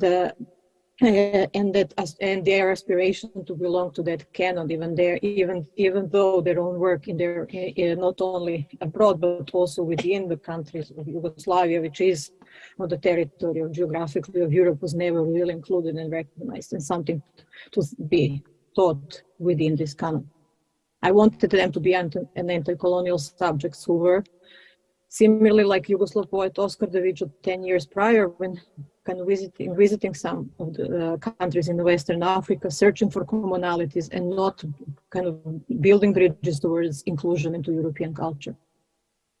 As I was researching more, I was realizing that, take it after poet Oskar Davić had searched for commonalities in West Africa, such references to exotic, quote-unquote, exoticism becoming increasingly common especially amongst engineers, architects, and other experts. Could it be that their professional subjectivation was in collision with their anti-colonial one? Energo Projekt and those working for it was embroiled in a contradictory position, seeking to maintain socialist solidarity in an increasingly capitalist context, creating a techno-managerial class in this process. Those working abroad were moving in professional circles in the host countries, in many of which, after initial attempts at building a more equitable post-independence society, a new class of what Walter Rodney would name as, quote, African accomplices inside the imperialist system, end of quote, was appearing. Oskar Davić addressed the problem of Yugoslav whiteness in his book Crno na Belo, published in Black on White, published in 1962, following his visit to West Africa in 1961. The opening chapter of the book is called Former White. Starts with this contradiction, the impossibility of him reconciling his own Yugoslav whiteness with the imperial colonial whiteness. So I'll give the a little bit lengthy quote from his book. It is pointless, but what can I do? I'm ashamed. The people I belong to and the class whose son I am have never murdered, enslaved, killed. For centuries, we have been slaves ourselves. Yes, but I'm white. That's all passers-by see. If only I could carry a concise history of my country on my lapel. But 94% here are illiterate, the consequence of the cultural policy of the colonists. For most, it would remain a secret where I'm from. To them, I look like a Frenchman, an Englishman, a Belgian, a Portuguese, a Boer, a segregationist, and a lyncher from Little Rock. I am ashamed of the thought that in the eyes of just one African, I can be equated with this as such. If I could change my skin color, I would do it without hesitation. Under that sun, the color of my face is the color of all injustices and cruelties that the people of this continent have experienced. The color of grimace and selfishness, the color of misfortune and death, the color of missionary lies. End of quote. Throughout the book, Davić insists and focuses on similarities in the belief that recognition based on similarity and not difference will bring solidarity. He ends the book with an optimistic insight on the existence of similarities that bond and, quote, are not binding. They are unmistakable facts, and the people who are fighting for the world to be freedom of single soul, increasingly unified human world, here, there, and anywhere. End of quote. Today, this seems both too naive and too optimistic, but also in a way, for me, still important to carry further. But what I think here is naive and too optimistic is that the unlearning whiteness or aspiration to whiteness will automatically follow, especially in Europe, with this process of independence, and that anti-colonialism and that anti-colonialism and unlearning were one-off event and not a continuous process. The process in which big chunk of the the world of colonizers never really started. The whiteness of Yugoslav, while not the same as whiteness of the colonizers, never ceased to be as long as they were operating according to capitalist relations and the modes of production. But even more, as long as their self-actualizations as professionals and as humans was captured by the identification with the Western imaginaries and desires. For me, this is an important point in the connection with the museum, both as a typology and a space. The Colonial Museum is the site par excellence of the production of subjectivity of whiteness. An anti-colonial museum is a museum committed to becoming a space of unlearning and abolishing whiteness, even if that means that in this process it is unlearning itself as an imperial technology. In a way, the museum has to become a kind of a class and institutional traitor in order to become the site to become anti-colonial. It's the museum, Anticolonial museum is the museum which goes against the grain of its origin. When I think of a museum, I think of it both as an institutional and spatial technology which produces relationships in the world, reproduces orders, and through exhibition as its main form produces subjectivity. It is a site which transcends its Western origin and transcended its Western origin and became an institution which is recognized by many societies, or at least by their ruling classes, as a site that holds interpretive tools for those societies and for the world. It is from this vantage point that I would like to address the museum. The Western society has historically tasked museums and the cultural infrastructure they built as one of the places that provide it with a context, but also to construct the specific forms of subjectivity in the context of observing, exhibiting, within the exhibitions and the assembling of the collections and the archive.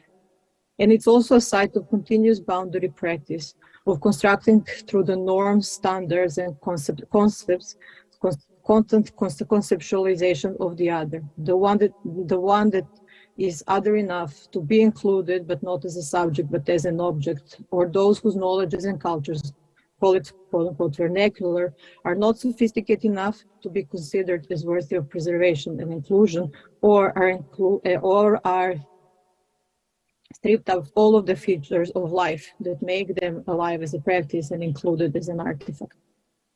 In her essay for Hyperallergic, Ariela Isha-Zuley states, we could see imperial practices of preservation and archiving as what they are, crimes, end of quote. What do these crimes really mean? In every good museum, next to the exhibited object, there is a sign which gives important information about the provenance of the object, where it is from, when it was made, sometimes when and how it was acquired, though these are most limited to the art collection as a way to highlight the generosity of some patron or the society through lottery, for example. The recent calls for decolonization of museums have, besides increasing calls for repatriation of the objects, put pressures on museums to become more open and honest about the history of the objects and how they were included in the collection. However, but kind of how the museums end up in a collection is not the only part of the problem. How they then kind of are kind of shown to the kind of public and the way they are systemized, but also how they are a kind of collection, depots, and what are actually systematization and classification that kind of include them and make them visible in a system of museology is all part of this problem. So, museum in which I'm digitally now sitting as well together with you is a good example that the problem persists even when the objects are acquired in the kind of the most generous way, through recognition of solidarity and support for the struggle. Because then, as soon as they enter the museum, they are treated through the Western imaginary. They are treated as objects, and they have to conform to the normatives of how should an exhibition in a museum look like, how it should be recontextualized for a museum. In this context, I think it's really important to connect this question of professionalization as a technology of production of whiteness as embedded within a museum, but also in a larger society.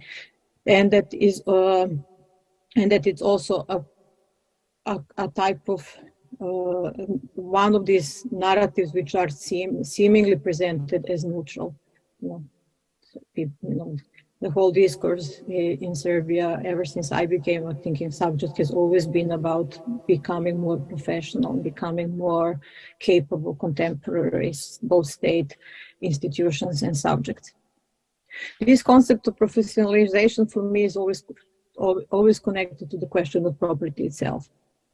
Brenna Bander, a legal scholar, in her great book, Colonial Lives of Property, Law, Land, and Racial Regimes of Property, develops a thesis on the juridical origin of the concept of private property in the context of colonial looting and necessity to produce the racial other, and with that, whiteness. She states how, quote, modernity ushered in a relationship between ownership and subjectivity, where the latter was defined through and on the basis of one's capacity to appropriate, end of quote. The sheer existence of museum is still used as an argument for the Western white society to establish itself as quote-unquote civilized and capable of having history, and with it also future, in opposition to the rest of the world, therefore controlling the interpretation and access to context. I would like to, and I would like to connect this concept of Brenner-Vander with another concept which comes from Netherlands, and it's interesting that today we have several speakers who spoke to a certain degree from also becoming conscious of certain exclusions by being part of Dutch cultural context.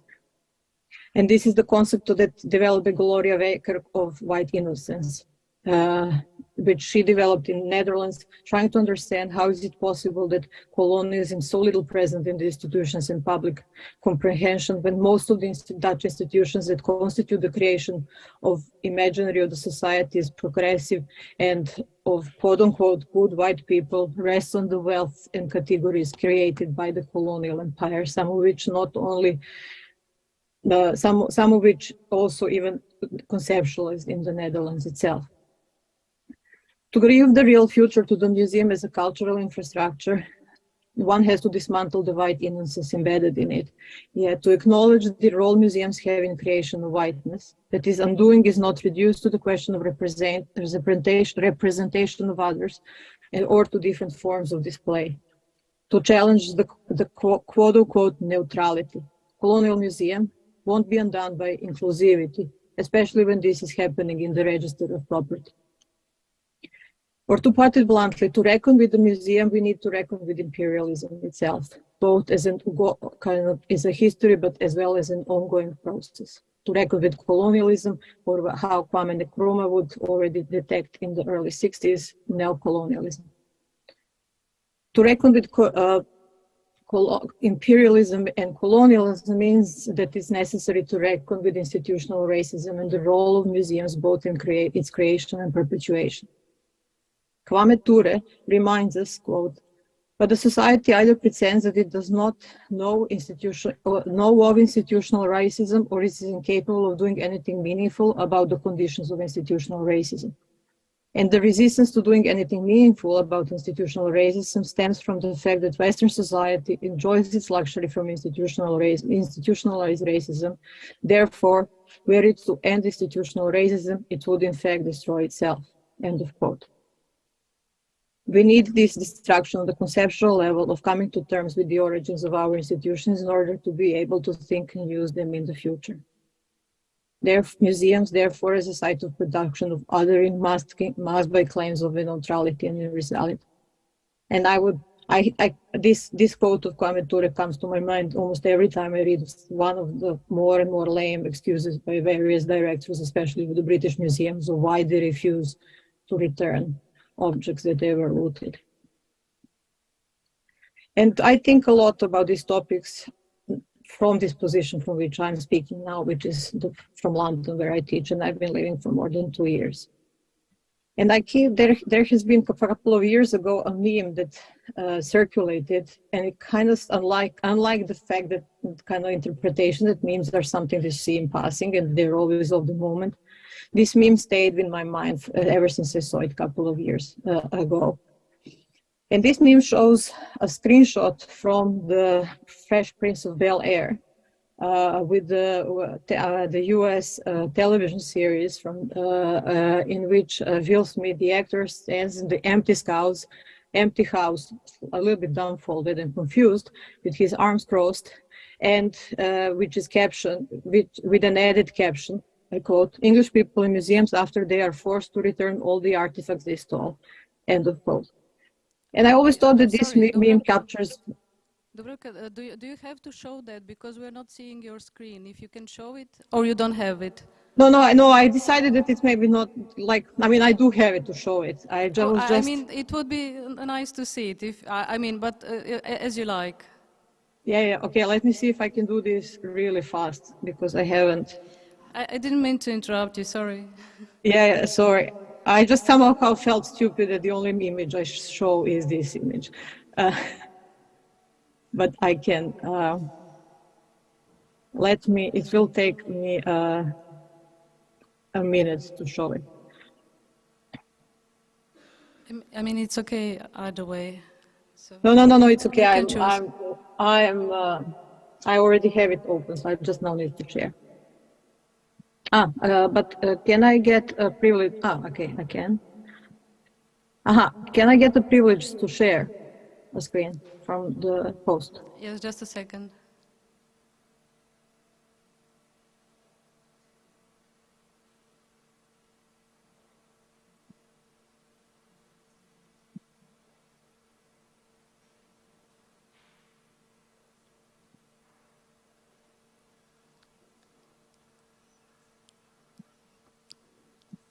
Can you give Dubravka access so that she can share the screen? Okay. I mean, but I can. No, listen, we can go on and. Okay, I can.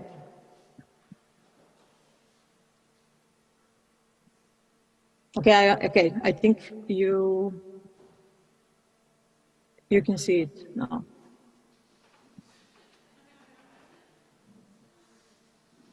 Okay, and I described it wrongly. It's kind of my head. He's holding his cross. His hands are crossed, but he's actually kind of holding hands. So there is another version of this talk where I can kind of probably say everything I was saying by kind of close analysis of this space and this image. But unfortunately, I only like kind of. And the last hour realized, yeah, I actually could have been much less academic in what I was trying to say. Let me. Okay, so I think that's one of the reasons why I had to think about this, that this may kind of lingered in my mind for longer than I thought it would. Was that it took me a while to realize that in a way this meme just captures just one side of this complex entanglement. Yes, if the artifacts are returned, number of Western museums will be empty. And I think that, Koštana, your like the observation that you shared earlier on the panel, that the kind of confusion that when one goes to ethnographic museum in London or in some other Western centers, these ethnographic museums don't really contextualize the history of that country, but history of the world, and there is really little from that country that is present there. It's really interesting, and I think that's one of the ways in which that challenges the interpretations of what each museum do if one grows up with knowing these museums from the way they exist in Belgrade, for example. So if artifacts are returned and the museums are empty, this is maybe only one of the ways in which one first step in order to, or like one of the steps that are needed in order to disrupt the status quo. Because once the museums are empty, the second level of the loss of context of this operation, that what the full museum full of looted object does, can become visible, and that quote unquote natural order or in what Sylvia Winter would call common sense, would also reveal that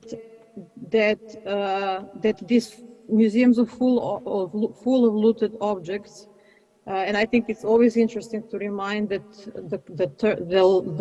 about the origin of some of the language videos, and the loot is actually a word that migrated from Hindi into English in the 19th century as a word that was described in India what was English colonization doing to the country.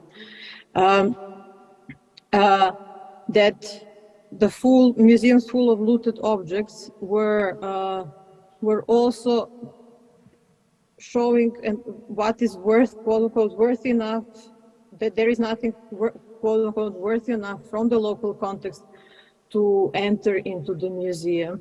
So that the operation of these museums was kind of working to perpetuate the the domination of the ruling class on two levels. One, in the kind of context of global dynamic, of global othering and global hierarchies. But the second was one of kind of more internal hierarchy, establishing and normalizing still local hierarchies, because at the expense of the working class, whose culture was always seen as unworthy, quote unquote, unworthy, not good enough or valuable enough to be part of the institutional memory. So, and in that way, we have to, I think that it's really important if we discuss about anti-colonial museum from the position of West,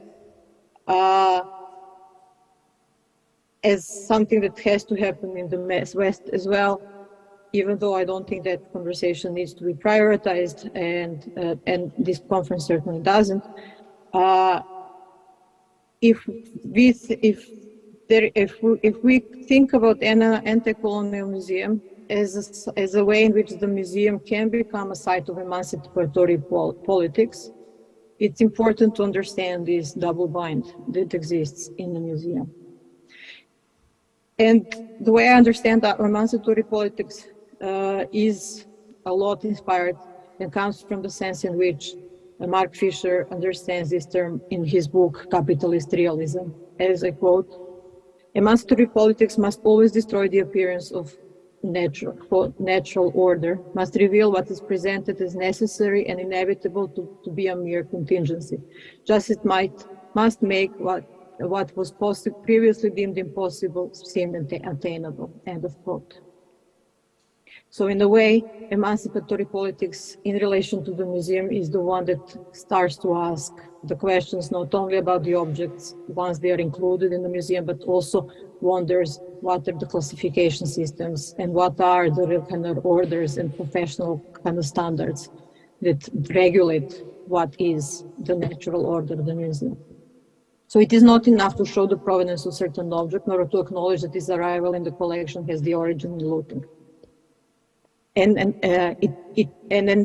even the case of return, this should not be seen as what in a lot of contexts Western museums are now doing. They are returning objects and trying to present themselves as a hero of amending the problem.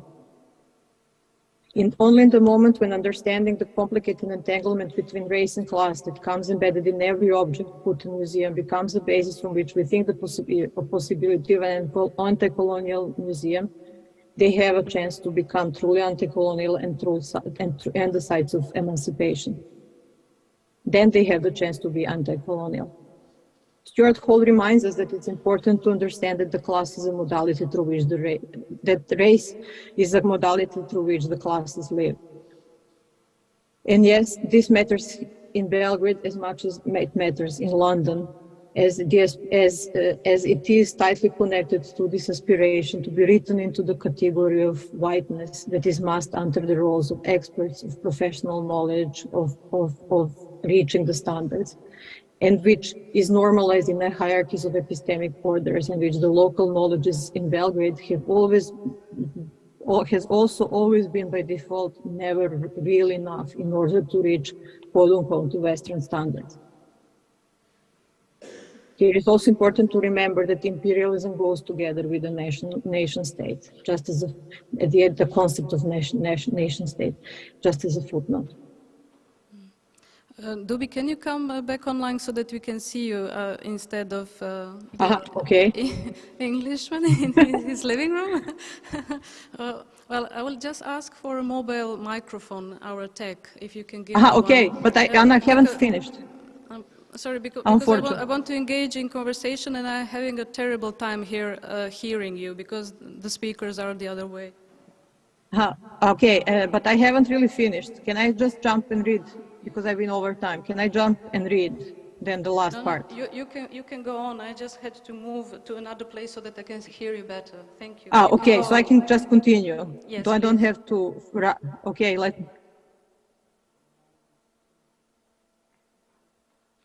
I kind of lost. Okay, so this means taking seriously the context of construction and legacy of white settler colonial subjectivity, implication of the museums to give context to this neutrality of this position to start dismantling it, but the way to dismantle is to allow public institutions to become sites of production of different kinds of subjectivity. So let's look. So I think the question is that what actually happens now when some of the museums actually do decide to include some of the kind of working class objects into their collections. So I will be kind of briefly reflecting on the recent example of the inclusion of the fragment of the working class into a colonial museum. And it is about the inclusion into the collection of Victoria and Albert Museum in London of the fragment from the demolished Robin Hood Gardens Council estate, which took place in 2017. And for me, it is important that the example is connected to architecture, to inclusion of architecture in the collection of the museum and in question of exhibiting, not only because I'm an architect, but because architecture is always a problem of museums, of how do you actually collect and what do you collect. But when you think about it, so many of the museums full of looted objects are actually collections of architecture, because it's incredible when you think that, you know, the whole gate of Easter Gate is in Berlin, you know, just the kind of the technology of moving buildings and reducing them to a museum object is. But architecture is a potential to think kind of questions around what happens to the object in the anti-colonial museum, and is it an object anymore? Because architecture always enters museum as always obviously incomplete, and allows understanding that anti-colonial museum is actually not trying to remedy this incompleteness, but to stay with this incompleteness, to refuse the idea of completeness, and refuses this process of alienation, abstraction, and reduction to a museal object. So in 2017, during the much criticized demolition of the Robin Hood Gardens Council estate in London, one of many demolition of projects of the Council Estates, Colonial Museum par excellence, Victoria and Albert, acquired a 3-floor fragment of one of the buildings, hailing this as an act of saving, preservation, and not without a degree of self-congratulation that they managed to do this. Destined to be permanently exhibited in V&A extension that is being constructed in the east of London, which is part of the gentrification of that part of the London. The fragment was immediately shipped to Venice and exhibited within the ticketed part of 2018 Architectural Biennial. The fragment of building was converted into a museal object and immediately put into a practice of accumulating cultural and symbolic capital for the museum to work for the status quo. Nicholas Tauburn, in recent article, Salvage Brutalism, Class Culture and Disposition in the Victoria and Albert Museum's fragment of Robin Hood Gardens, carefully analyzes what happens when a working class object enters into a colonial museum. Working class object can enter a museum only as an alienated and abstracted object turned into a cultural product, stripped of its political capacity and character and the potential for disturbing national order it holds. Tauburn writes how the inclusion of the V&A's fragments comes after the conceptual operation in which brutalism, from being seen as dangerous because of its kind of understanding of that it is a site of kind of production of specific political consciousness that challenges the status quo, it makes it acceptable for the middle classes as quote-unquote beautiful brutalism. It becomes acceptable once it becomes property and not a life form or life-giving form. So the stake of for me this is a really great example to say that what is at stake with anti-colonial museum is not connected to the questions of inclusion. So how can the museum as a technology of producing subjectivity be subverted, and the privileged position of the museum as one of the interpretive spaces for a society be harnessed in order to introduce anti-colonial thinking there where it lacks the most, in the colonial centers of racial capitalist empire, and those spaces who are at its white periphery, who see the introduction into the global whiteness as the site of introduction into the quote-unquote global proper inequality and the self-denial. This is not to dilute and water down understanding that decolonization is an important process and that decolonization is not a metaphor, as Eve Tak and Wayne Young reminds us, but that these processes of decolonization and anti-colonization have to go be parallel and continuously.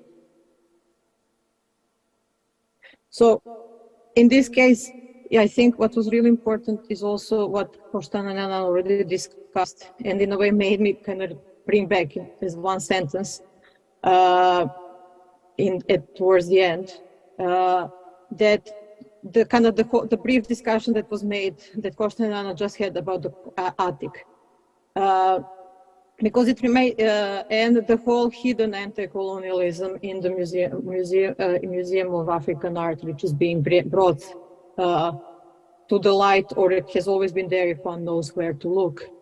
And that two concepts I think it's important to think with anti-colonial museum are concepts of undercommons and comradeship.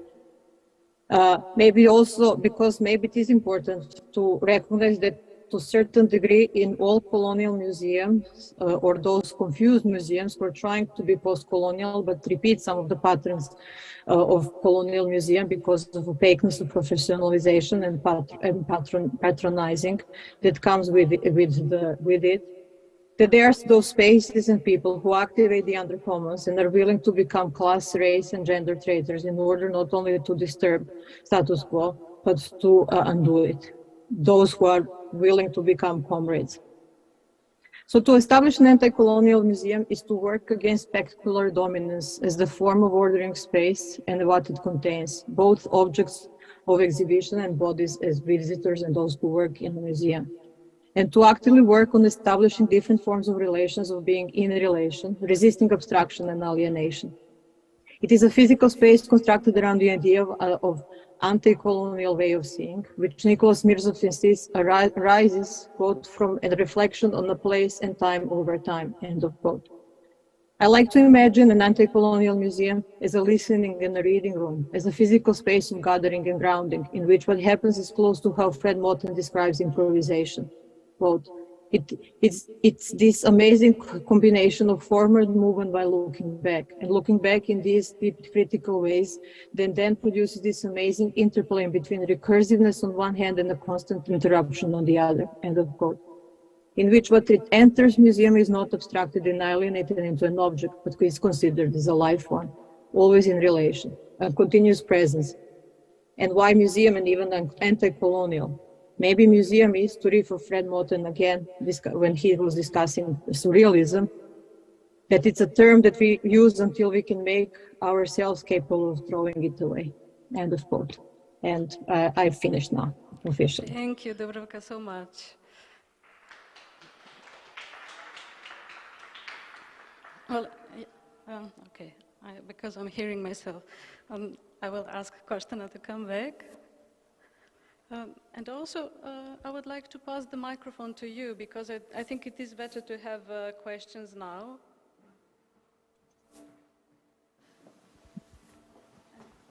I will just briefly state before we start with the questions that what a marvelous opportunity to have 3 researchers and artists and curators who are sharing their research with us that deals with not only is kind of revealing or unearthing counter-histories that have been erased and have to do with kind of forgotten and erased values, among them anti-colonialism, but also this whole actually setting that Dubravka presented, where this kind of a potentiality of this kind of legacy and forgotten actually heritage and discourse can be operative in the present. So let me open the floor for you to ask the questions.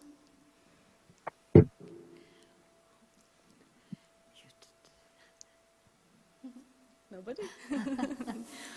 Well, what I found amazing, until somebody wants to ask the question, is actually how the space of the museum is also kind of deconstructed in these three presentations. So not only this kind of revealing counter-histories and actually finding values such as anti-colonial anti-racism that Dubravka specifically elaborated on, which I found very valuable.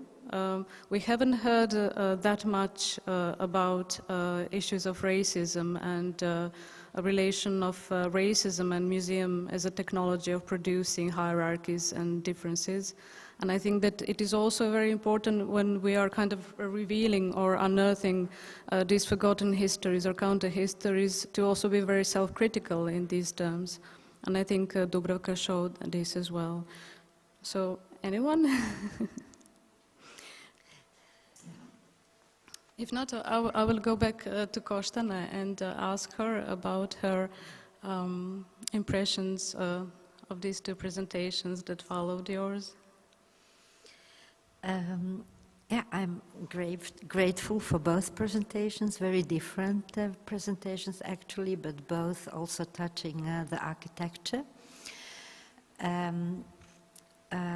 What I found also interesting in Dubravka's presentation was there was a part of it in which she was talking about whiteness. And yeah, this is something we haven't touched today. And this is something very interesting, in fact, which I encountered by practically by being in some African countries. And when I was in residence in Senegal, I remember I was walking one day outside and the children were like yelling like "Tubab, Tubab," and I just didn't know what it meant. And later I went to my colleagues artists and asked them, what does it mean really? And they said it means white, white. And then this was really like important moment to me in my life, because it's a strange thing. You know, you are born somewhere. You of course don't choose that. You don't choose your name. You don't choose your place. You just happen to be born, and then suddenly in an encounter with the other, you in fact realize that you are also the other to the others, and that they also experience you in the way which you never experienced yourself, or you never questioned yourself. And then that went on, and it was painful, but also interesting to me that I was seen as white in Africa, and that meant colonizer, in fact, that there was like a no difference. And that reminded me on some kind of ignorance also the white world has about the black world, not really recognizing all these different shades. Like we are very different white from other whites. But I also had a very nice and delighted encounters with few individuals. For instance, in Angola, I met an old man, a pilot, who spoke our language, and I was, you know, I was just by accident somewhere, and then he heard me speaking my language, and then he just came to me and approached me. And these kind of pearl, I call them like a pearl moments of connection, meant so much to me, in fact. But, I mean, the sad thing is that new generations are born, the histories are being forgotten. So we very often have to tell about our history and a non-alignment past. Exactly. I would also like very much to ask if Elizabeth is still with us on Zoom.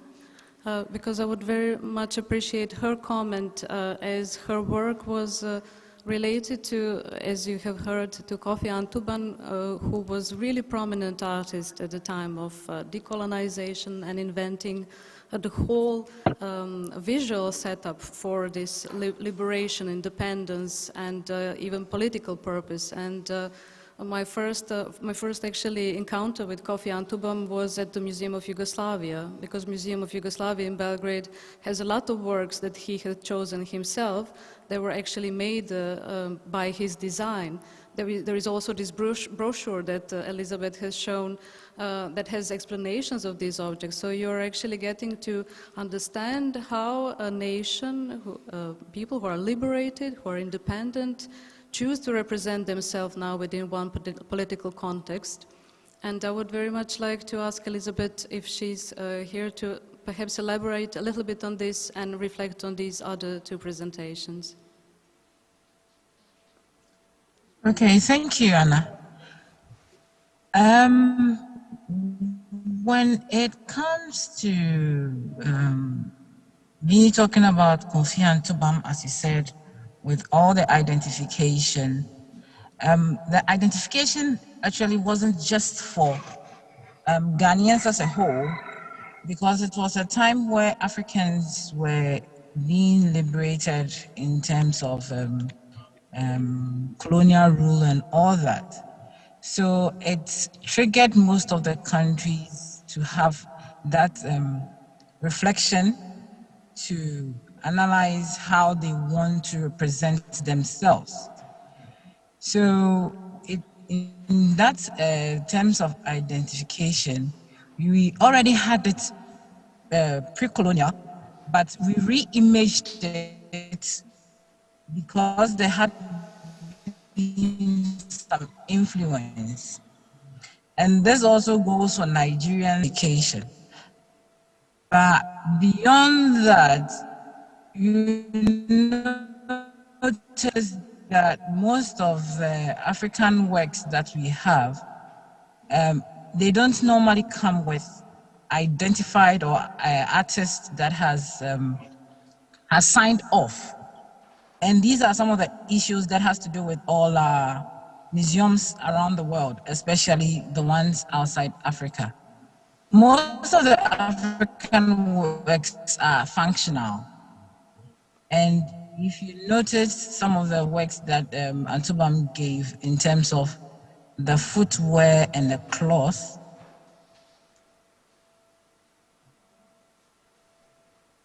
he didn't sign off his name on it, what he was giving out as an art gift to the various dignitaries. And that is what applies to most of our museums around. When they have African works, they really don't understand what they have until they do extra research, which a lot just lump them together and say they are African works. But each work has its identity.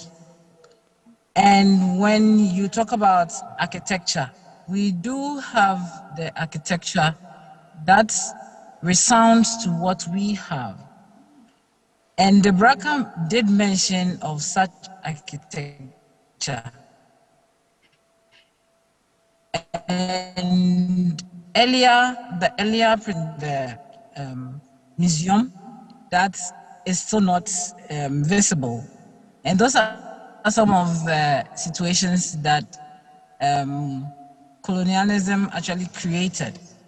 But decolonizing everything also starts with individuals, as in we are supposed to understand that we are not the single elements in the whole space, but we work with others to understand what is going on around us.